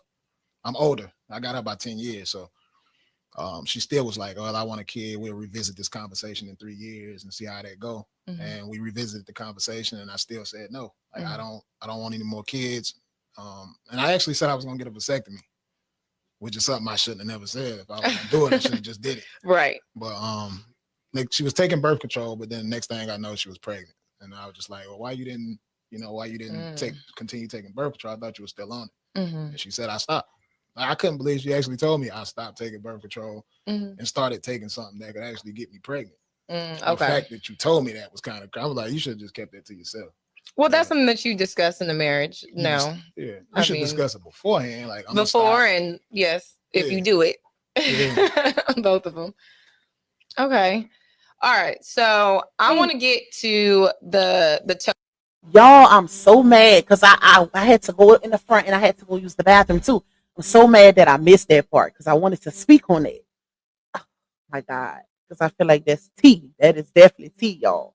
But it's crazy because dang, I wish I would have caught the part when he was speaking about. I was listening to it on my phone because I had my phone with me too, but I kind of wasn't really paying too much attention to it.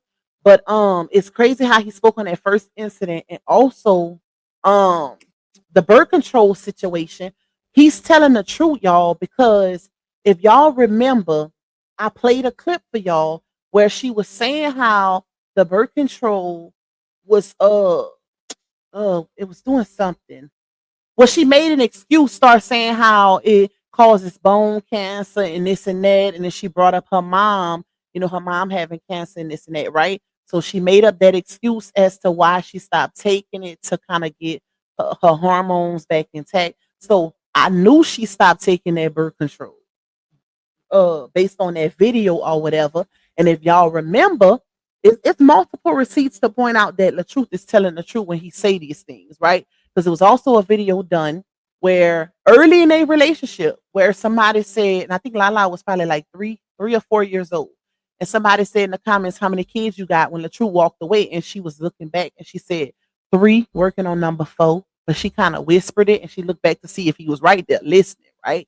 And then there was another one where she found out she was pregnant and she went live and she had took like 5 pregnancy tests, y'all.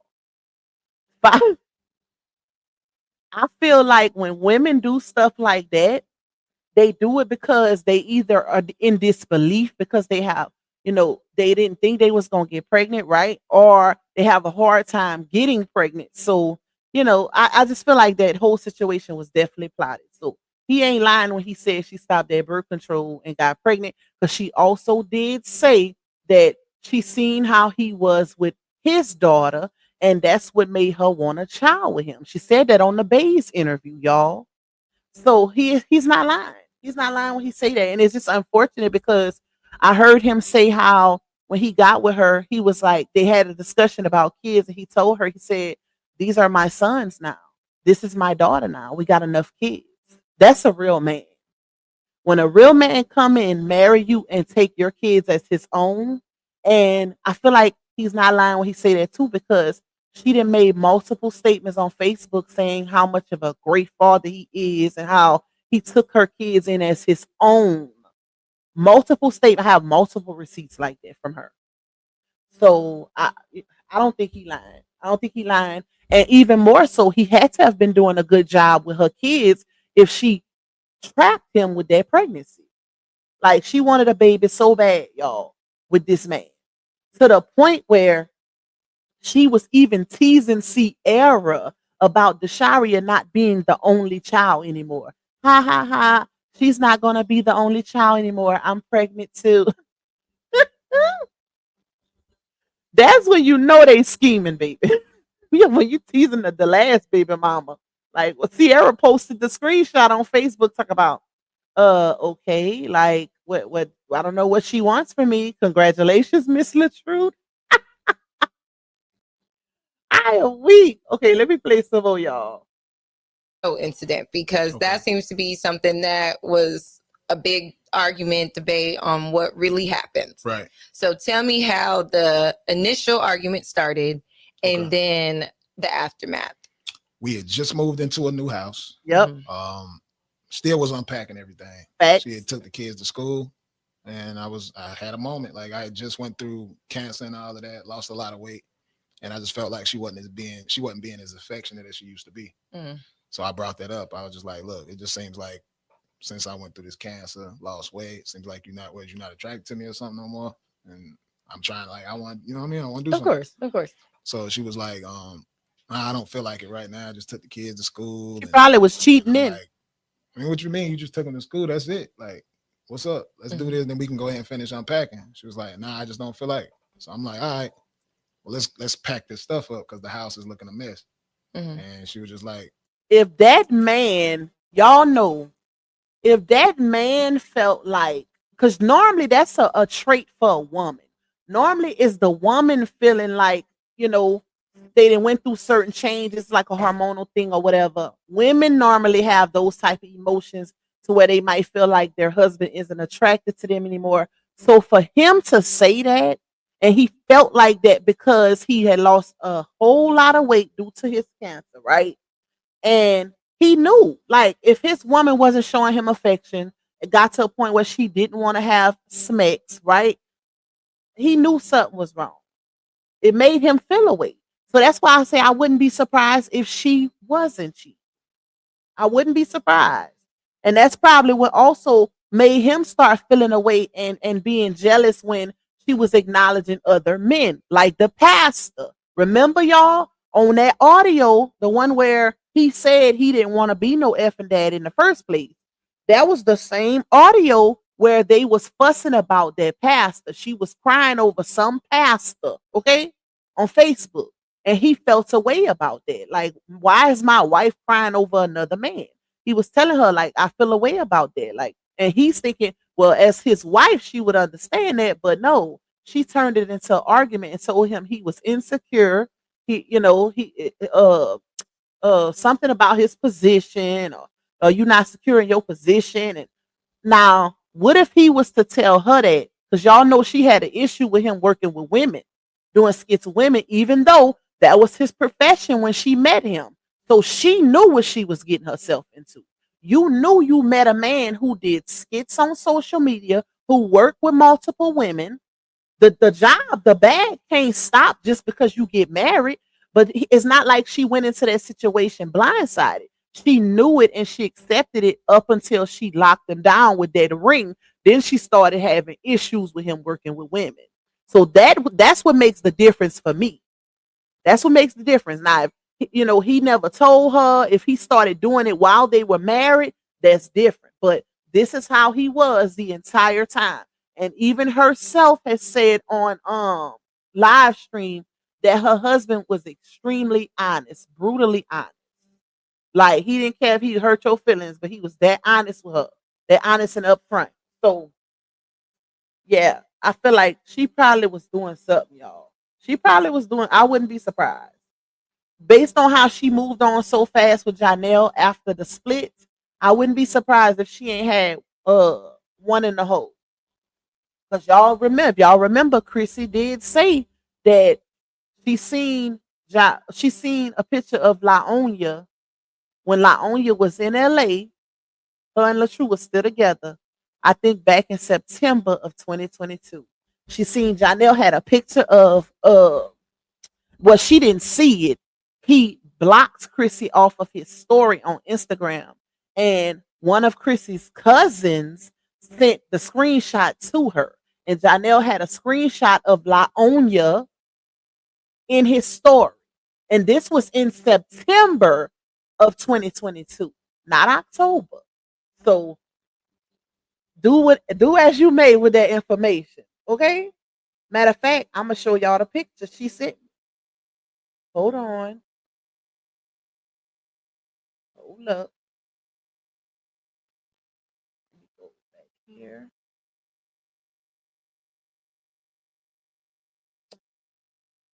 Oh, shoot. Let me pull up that picture.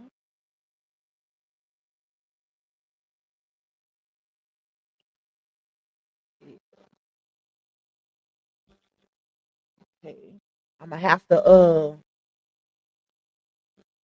I'm gonna show y'all after we finish this finish playing this.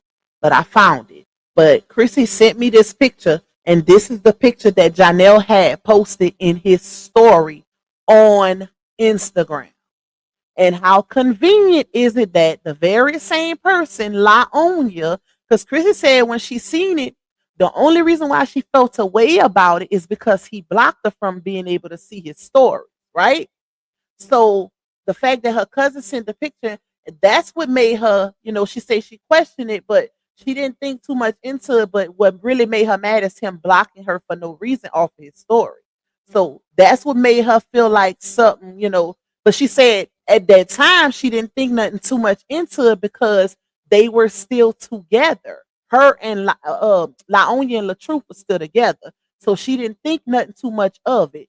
She just felt like, she said, well, maybe just post a picture or whatever, right? So what really made her kind of look at it differently is later on when she put up the billboard in February of Janelle. And Chrissy was pregnant for Janelle at that time. But she was in the midst of, she was about to lose the baby, right? So, yep.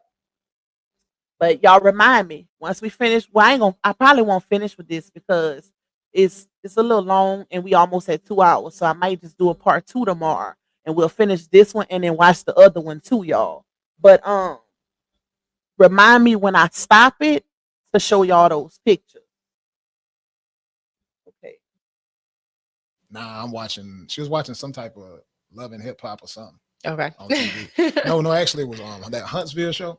Oh, okay. The marriage Huntsville situation. Marriage yes. Huntsville. Mm-hmm. I'm in my feelings, like the way she just treated me. And I was like, look, Melanie was actually a scene with Melanie on there. Yep. And at the time, we was under the same umbrella when it comes to a brand management.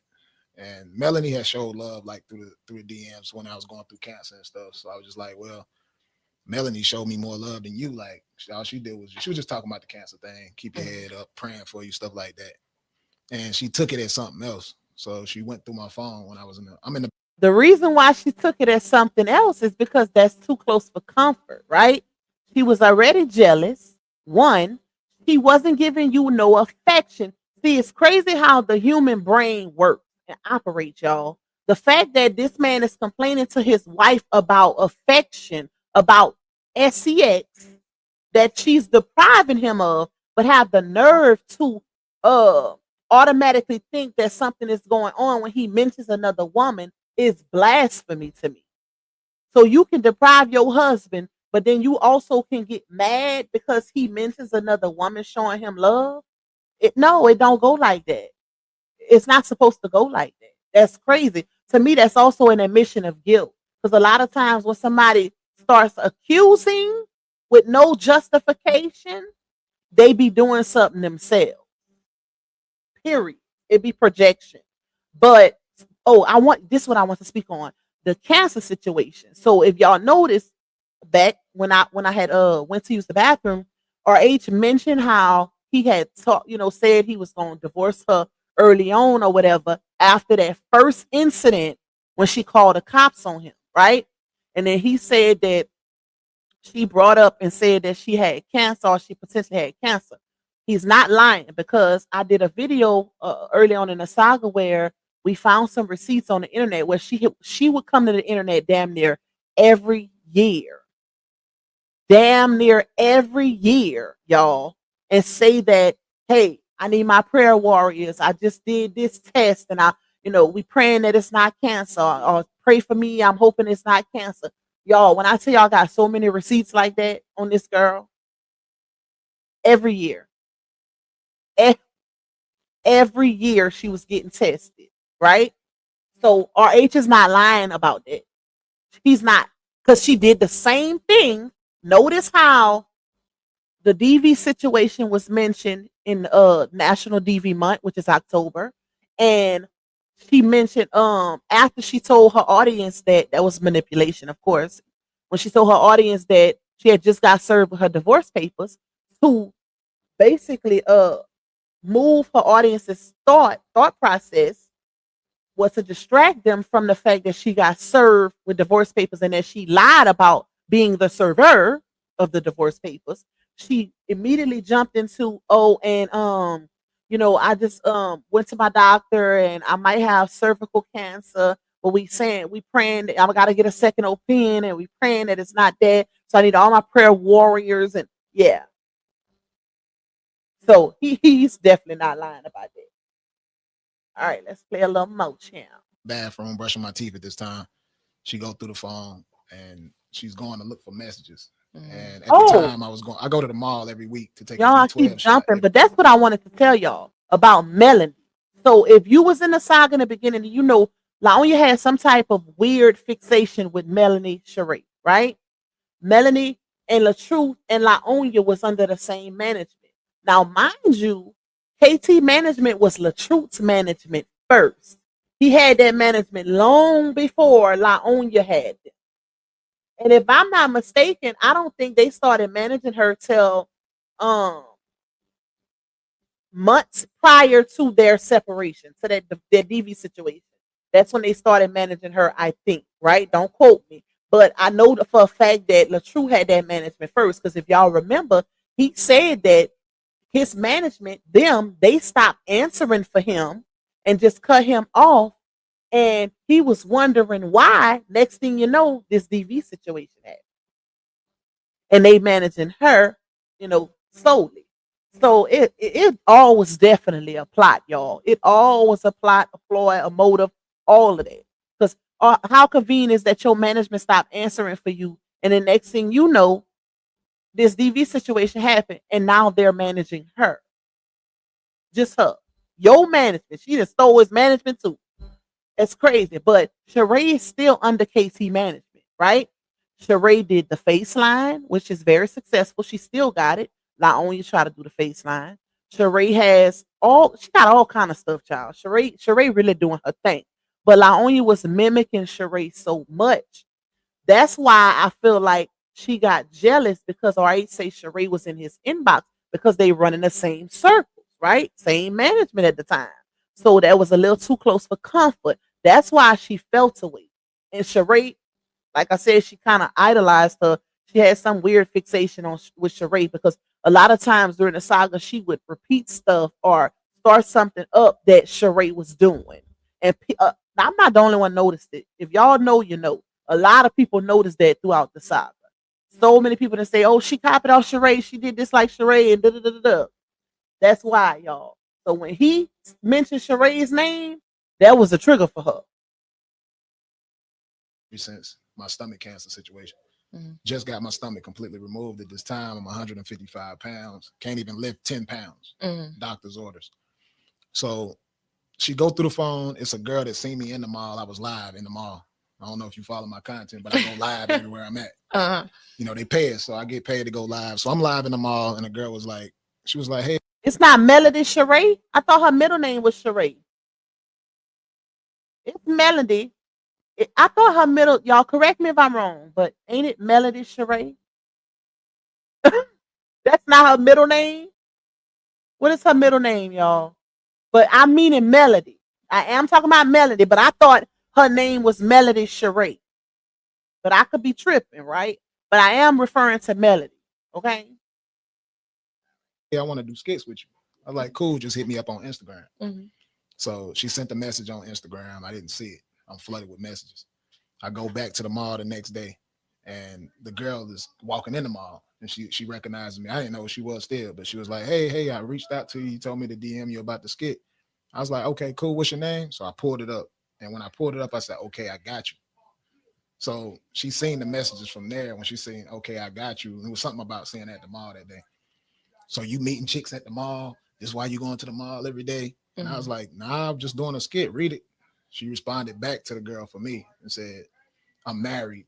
Don't reach out to me no more. Okay. So the girl was like, you just told me to contact you about the skit. So at this time, I said, look, give me my phone. I just want to go. I know how these situations get because I've been through it with her like 4 times already. So I'm like, give me my phones. I'm just going to leave. I'm going to get my MacBooks, all of this, and leave. Her dad is in the basement the whole time when all this is going on. What? He's Okay. at the house. Okay. So he lived with you guys, or he just comes there a lot. He didn't live there, but he was always at our crib. So right. But he's in the basement the whole time. So once she started getting spicy about the phone, grabbing on me, pushing me to the couch, I'm 155 pounds. Like if this was a boxing match that day, she probably would beat me. What got you? Yeah. Like, I can't even lift 10 pounds. So all right, she's grabbing on my clothes, pulling my phone and all that, throw me to the couch. She ended up kicking me and busted my lip. And I'm like, look, leave me alone. I take my phone, and I finally get both of my phones. So then she go and get my MacBook. The first Mac, I grabbed the Mac. Then she go and get pepper spray. Like. So she sprayed. I picked up a pillow to block my face from the pepper spray. So she's spraying it. You know, it's choking me up a little bit. It didn't, no direct line hit me, but I'm coughing. I ain't even got a stomach. You know what I'm saying? Just had my whole stomach took out. So I'm over. I took the pillow, knocked the pepper spray out of her hand. So then she ran to the closet, got my other MacBook, threw it against the wall. Then she jumped to the floor trying to kick me in my stomach. Thank God that plastic tote that weighs nothing, it don't even weigh a pound, was laying right there. Empty tote. I picked the empty tote up, put it over the top of her like this right here to calm her down from kicking me. And I said, calm down. I moved the tote. Then I put the tote back again, like calm down, because she was still trying to kick. When I moved this time, she jumped up, jumped on the bed, grabbed the phone, and called 911. So the 911 call that y'all saw, that's what that was. Okay, so that's what happened prior to that 911 call. Yeah. Whew, okay, so this sounds very traumatic. This relationship sounds extremely, I don't even know what the word is that I'm looking for right now. I believe him too. I believe, even though I feel like he kind of summarized it here because it's a little bit more extra detail. He didn't mention when she kicked him in his lip because he did show the picture of his story, you know, from his lip being busted on the inside, right? Oh, excuse me, y'all. He didn't mention, you know, certain parts, but I think he was just summarizing it. But she was definitely the aggressor in that situation. The fact that she went to take all his devices shows that she was the aggressor. She wasn't afraid of her husband. Because a woman that's afraid of their husband, that knows their husband isn't a bruiser, they're not going to go from device to device to device to device, knowing he gonna probably whip her ass. Like, no, that alone told me that he wasn't a bruiser. He wasn't. Because when we scared, we scared. We're not going to do anything to provoke. We're not going to do anything to antagonize. We're not going to do none of that. Real victims scared of even trigger words that could set them off. They cautious about how they speak in front of their abuser because they don't know what they can say that can set him off. She did all of that. Shout out to Nosey Bystanders because she called it out first. She was like, this is cap. Like, ain't no way.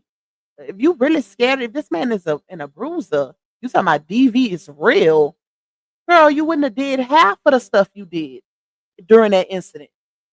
Ain't no way I'm about to pepper spray my husband just to go through his laptops and his phone. If I gotta do all of that, baby, I don't need you as a husband. But I think it had got to the point where, because here's the thing, y'all, on the Bays interview, LaTruth mentioned that she said that she went through his phone every night of their marriage, even without his knowledge, right? So when a woman is like that, that's her problem. That's an insecurity that she has. That's a self-esteem, like that. That's just her problem. That mentally, that's nothing to do with the husband. I don't even think he was giving her reasons to feel that way. If anything, I feel like he was definitely um what they call it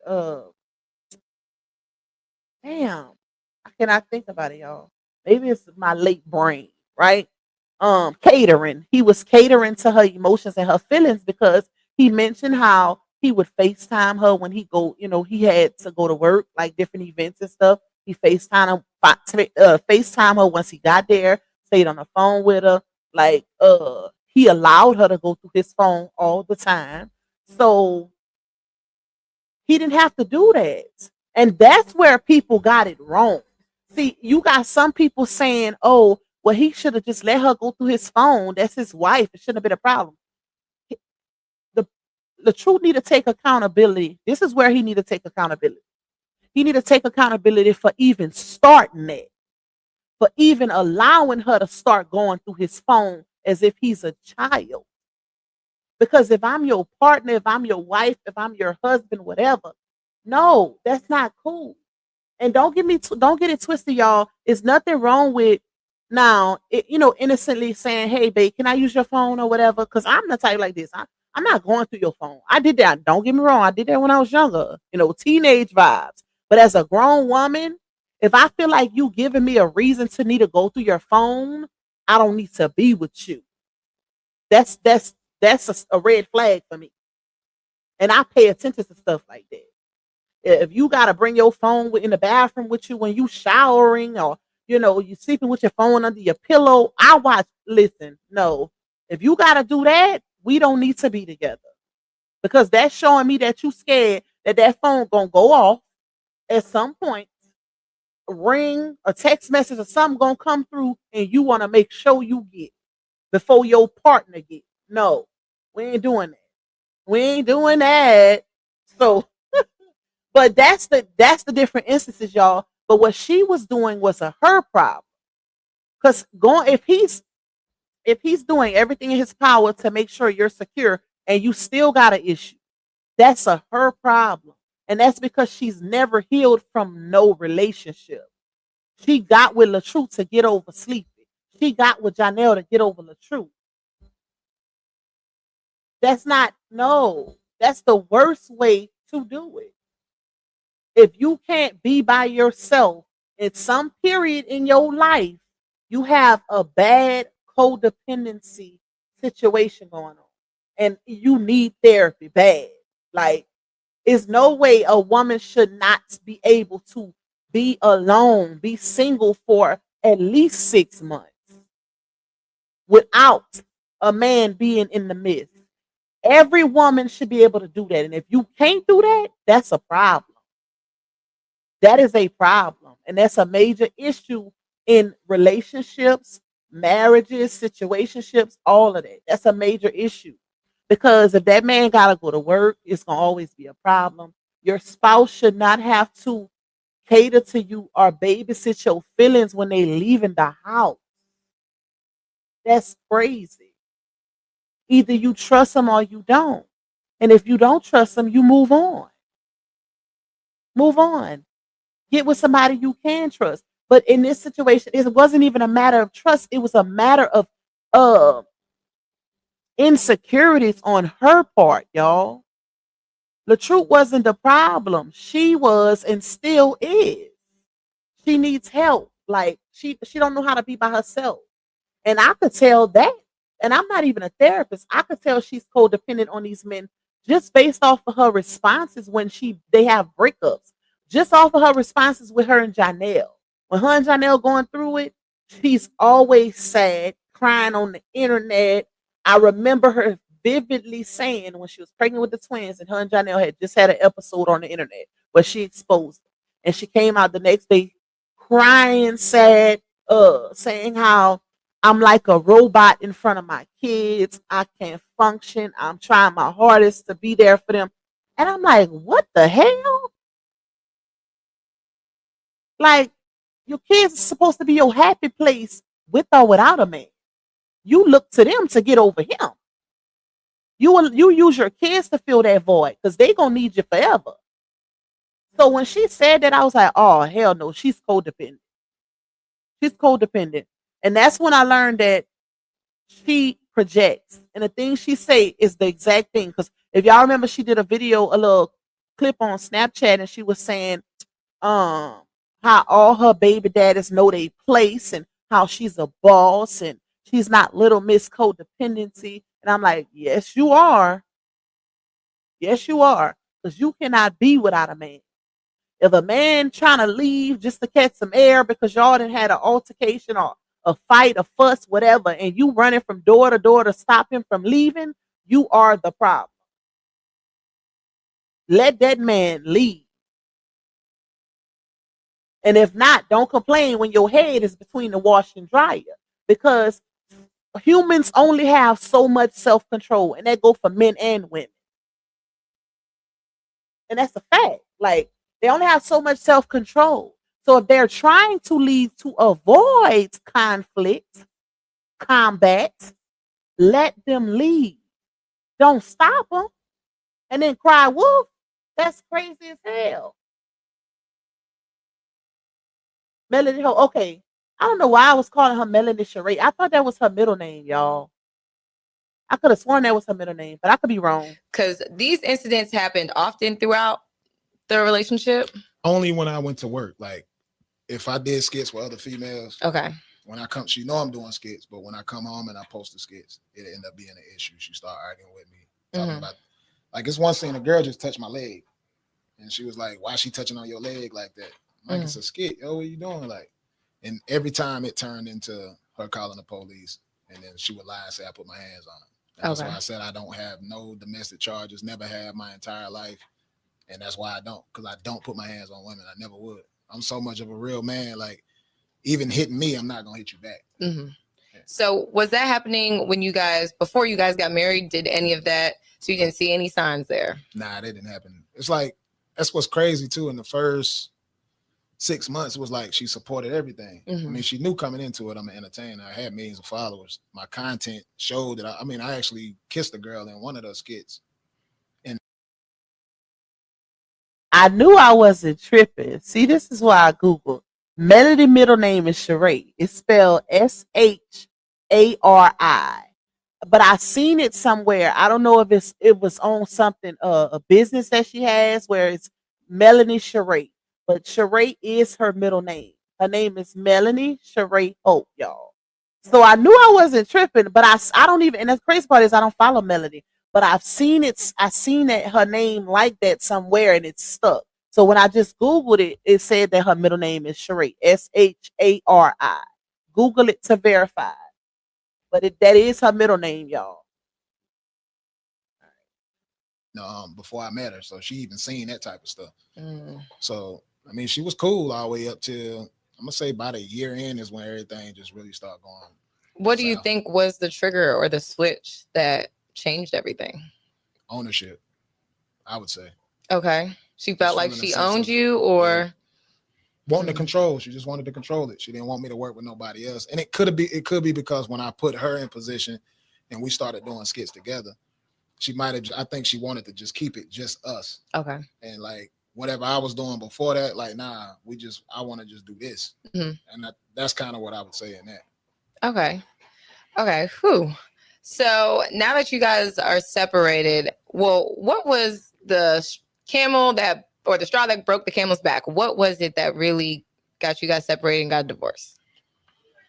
For me, I mean, I'm a spiritual guy, so I would always ask for signs throughout the marriage. And I just started thinking about every time I asked for a sign, it happened. The first time I asked for a sign, police got called. Okay. Second time I asked for a sign, police got called. Third time, police got called. Fourth time. I mean, how many times can the police get called in a relationship before you actually give the relationship up? I feel like, now this is dating. Marriage is completely different, guys. So don't get me. But dating, once you call the police, we can't go back.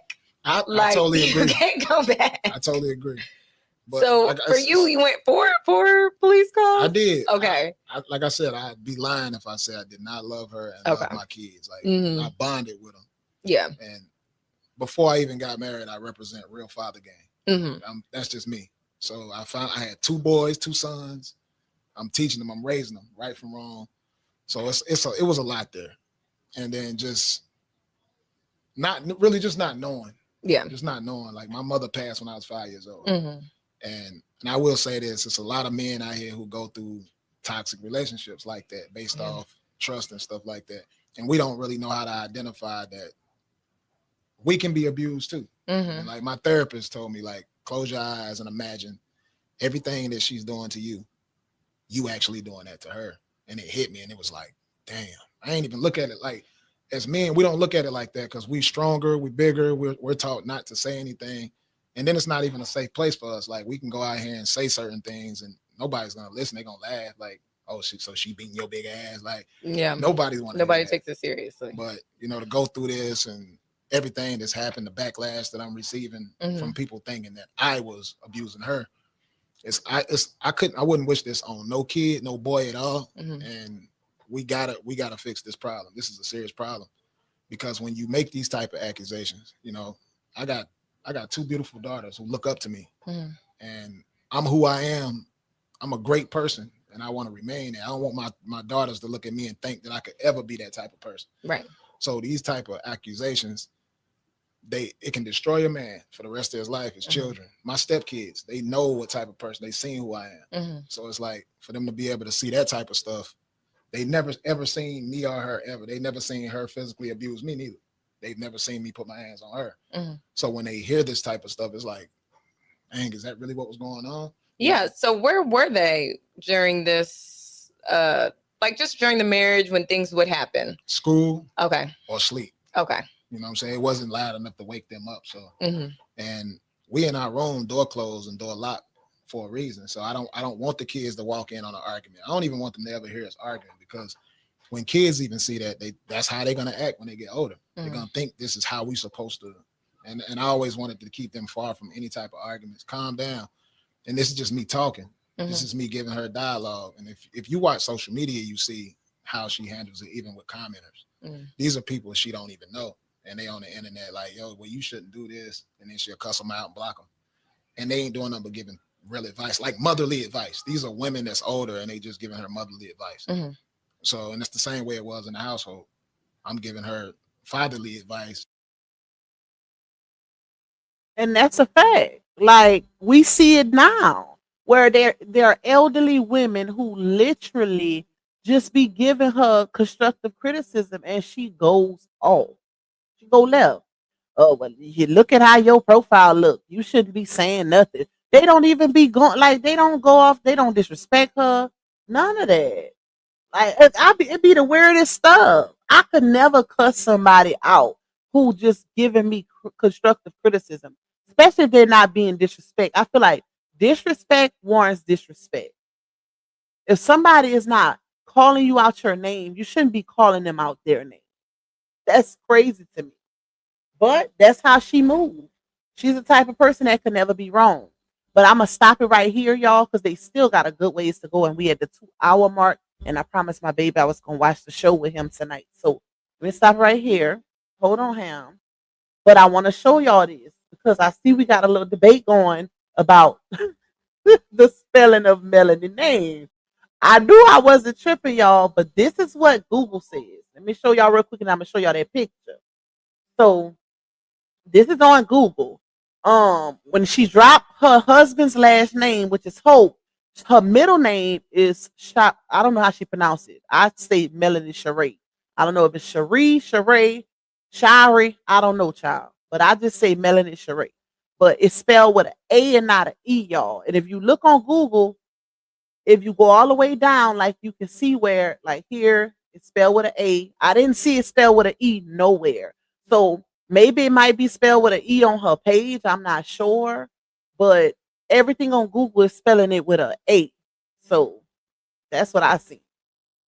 All right, let me take that down. And now let me show y'all them pictures real quick.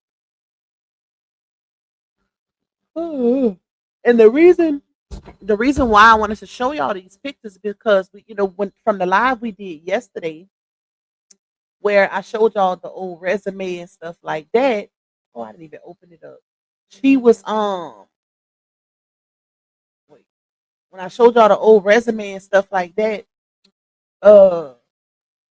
Hold on. She was putting career on her pictures, and she was working as a patient registrar. And I'm like, that's not a career, that's a job. You don't even need a degree to do that. If you know, you know. Okay. All right. So the first picture I'm gonna show y'all is the pronunciation that's wrong about. So it's pronounced well that's why I say I didn't know if I was saying it right, but I knew it was spelled with an A because that's all I've been seeing. Is Melanie, Sheree. So it's pronounced Cherie, Shirai, Melanie Shirai. I don't know, child, but yeah.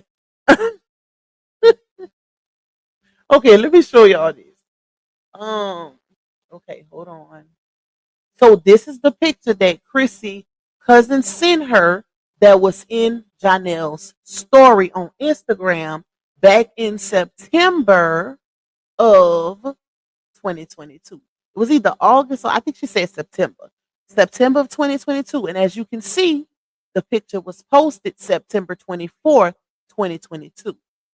So when the cousin sent her the picture because she was blocked off of his story. Mind you, this was his girlfriend. Chrissy was his girlfriend at the time. He blocked off his story because he didn't want her to see what was posted in his story. That's the only reason why your man would block you off his story, right? But this picture was posted in his story. Okay, this is what Chrissy told me personally. And she didn't too much question it. She more so questioned why he blocked her off the story than why he posted her because she was still with LaTruth at that time. The DV situation didn't happen until October 14th of 2022. So that's why she didn't think nothing too much of Laonya being posted in his story because they were still married. Okay. But then later on, when she seen that billboard, which she didn't see the billboard, her people actually seen that also and sent it to her. And that's when she, was asking him some questions like, what the hell going on? Why is this woman, this married woman, posting you on a billboard telling you happy V-Day? We gotta, she was pregnant and everything. Chrissy was pregnant with their child. They lost their child that month, right? So his excuse was that he was going to use Laonya to build his social media presence. That's the excuse that he gave Chrissy. And he actually did it. So yeah, it came true, right? That's exactly what he did. But that's what he told his girlfriend. He wanted Chrissy to be his girlfriend behind the scenes, right? Chrissy said, no, sir, we're not doing that. We're not doing that. While you portray to have dealings with this woman, he said this is what he told Chrissy, that, it was a publicity stunt. I'm going to portray that, me and this woman right here got something going on to build up my social media presence. And I want to be with you behind the scenes. Now, mind you, Chrissy wasn't a public figure or in front of the scenes type of person anyways, but she had a lot of connections because she plugged him in on a lot of things. I'm not going to say what, but she put him on to a lot of things. Chrissy knows a lot of people in the industry. Let me just say that. Okay, she know a lot of people in the industry, and she plugged him on a few things.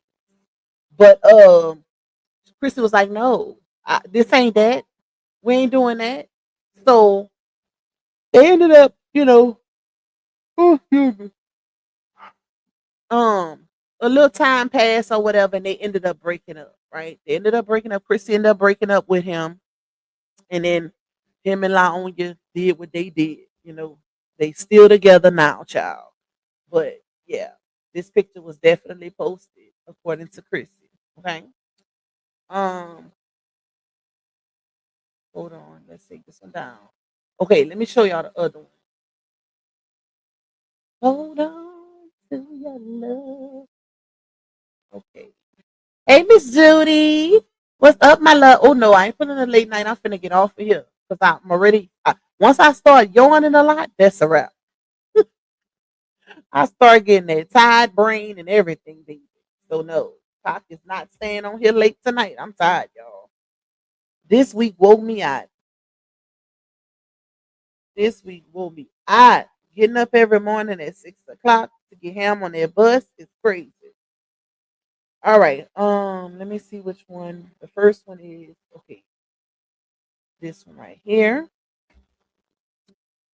And then in the midst of me going live, I'm still trying to work on that premiere. So I mean that series for y'all. So it's a lot, y'all. It's a lot. All right. So this is the first one, y'all.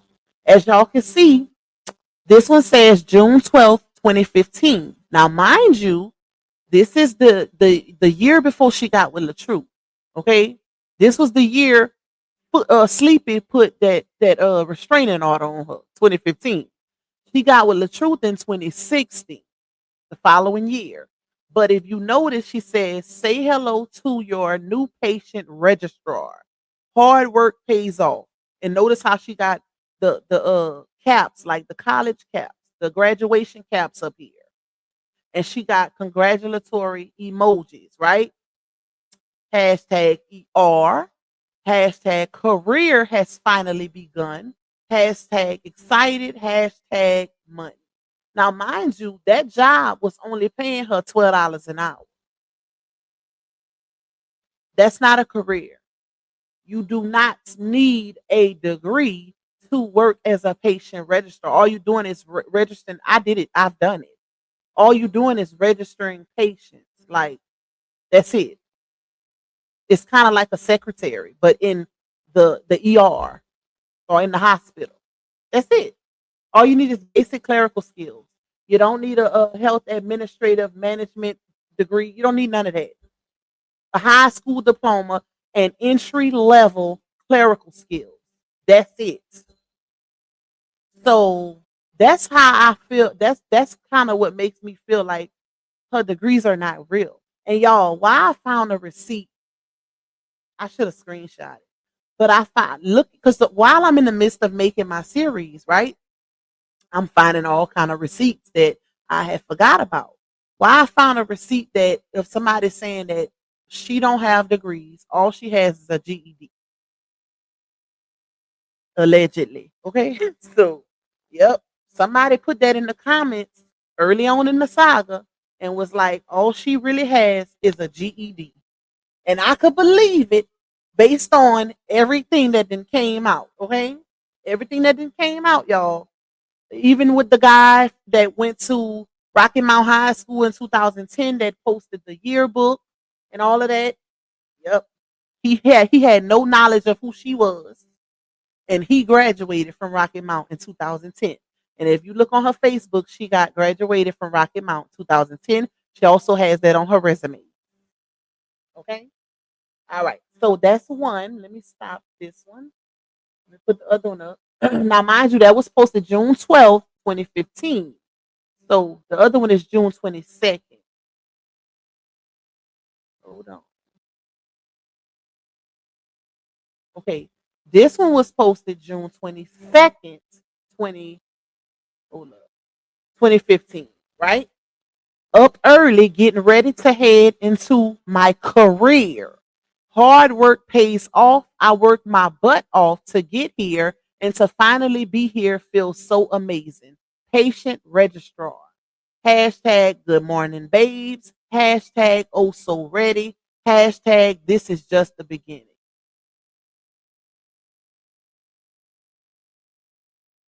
Hold on to your love. You got to hold on. Well, yeah, I'm on live. Look up. No, ma'am. Jason, stop talking to me while I'm on. Wait till I get off here. You distracted me. I'm about to get off because I'm tired, anyways. But, yep, that's not a career, y'all. That's how I know those degrees are capped. That's a job. A career is something you go to school for, school get degrees, to pursue that field. That's a career. Most people get a job as a patient registrar while they're in college. A lot of people do that. They'll get that job just to get that entry level experience. So when they do get their degrees, like for health what she said, health, child, I forgot. Whatever she said her degree was in, health information management or whatever, child. I don't think that's it, but it's something with management, right? Um, she could have been a supervisor in HR in the hospital with that degree. If she really had. If she really had that degree, that master's degree, she could have got a supervisory job in HR in the hospital somewhere.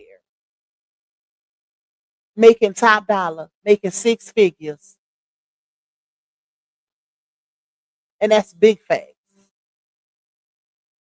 Big facts. When you get a master's degree, you can get a top dollar job. That's right under a doctorate. Like she could get a top if it was real, right? You ain't gonna go get a master's degree and go work as a secretary at the hospital. Patient registrar is equivalent to a medical secretary. There's nothing special about it. You don't need a degree. All you need is a high school diploma. Okay? I'm telling y'all. So that's how you know that was cap. And that's why it was so easy for her to leave that job when RH say, hey, you're going to have to move up here. I'm the breadwinner. So when she said she was a boss B before him, I had my own car, my own house. I was a boss B before you, B. Girl, y'all remember when she said that to RH when she did that video? Yeah, this is what she was doing. This is what she was doing.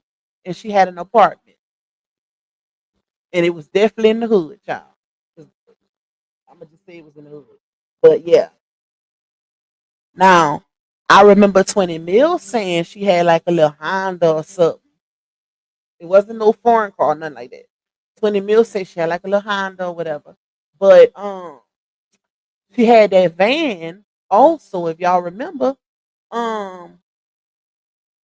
When she pulled up on RH, she had that van. So she must have got the van later. That's the only thing I can think of. Yeah. All right. I'm tired. I'm tired, y'all. So what we're going to do is we're going to do part 2 tomorrow. I still got to do my members only. So I'm thinking I might do a 2-for-1 special tomorrow. Ooh, y'all, this month wore me out. I think I'm going to do a 2-for-1 special. So I might do members only and then do the part 2 of this live tomorrow also. We'll see. Because I still got Sunday as well. Ooh, excuse me. I still got Sunday as well. So we'll see what happens, y'all. But we definitely got to finish that interview. That interview was getting good. And then it's another one too. I got to try to find that other one. Because there's another one he did also, y'all. I'm going to have to try to find it. But anyways, I love y'all. I hope y'all enjoy the rest of y'all Friday night. It's a little late, so I know y'all probably ain't going nowhere but to bed like me. I'm going to watch a little bit of that show with my child till they start watching me. Okay? But I'll see you guys tomorrow. Bye, y'all. Yeah, you tuned in to Backkk, baby. She don't follow trends, she follow facts. Receipts ready, energy heavy. Let's go, let's go. LUPAC, baby don't play. She speak facts, you see. Truth talk, clap back. All receipts on deck. She stand tall in the booth, got respect on her neck. INDE, yeah, she grinding with ease. PENENT, bring in truth to the streets. Go. She don't do drama, she drop data. Scroll the page, now or later. You'll see lies get exposed and the fake get froze like refrigerators. Name ring bells like second line. Speak real, no need to lie. She from the south with a strong surviving. Snakes don't make it out alive. LUPAC, ain't no faking on the screen. Call a judge, call a jury. She deliver with that heat. You won't clap, but she got truth. No sugar in her speech. Independent, bold and real. This Backkk, baby. Capiche? They scrolling, she exposing. They trolling, she compose. See, Backkk don't just react. She the code what's not disclosed. From screenshots to timelines, receipts in real time. You playing checkers, she playing chess. Every move defined. Got that hustle in her bones. No cosign built her own. Views go up when she speak up. This platform here a throne. LUPAC, AC. Baby, don't bend, she speak facts, you see. Truth talk, clap back, all receipts on deck. She stand tall in the booth, got respect on her neck. I-N-D-E, yeah, she grinding with ease. P-E-N-D-E-T, bringing truth to the streets. L-U-A-C, baby, don't bend. She that truth in your feed when the lies get blown. Y'all watching, y'all lurking, but she grown. L-U-A-C, baby, don't be. She that truth in your feed when the lies get blown. Y'all watching, y'all lurking, but she grown. This ain't gossip, this ain't rumors. This is real talk, backed by real proof. Welcome to LaTruth, baby, where every video got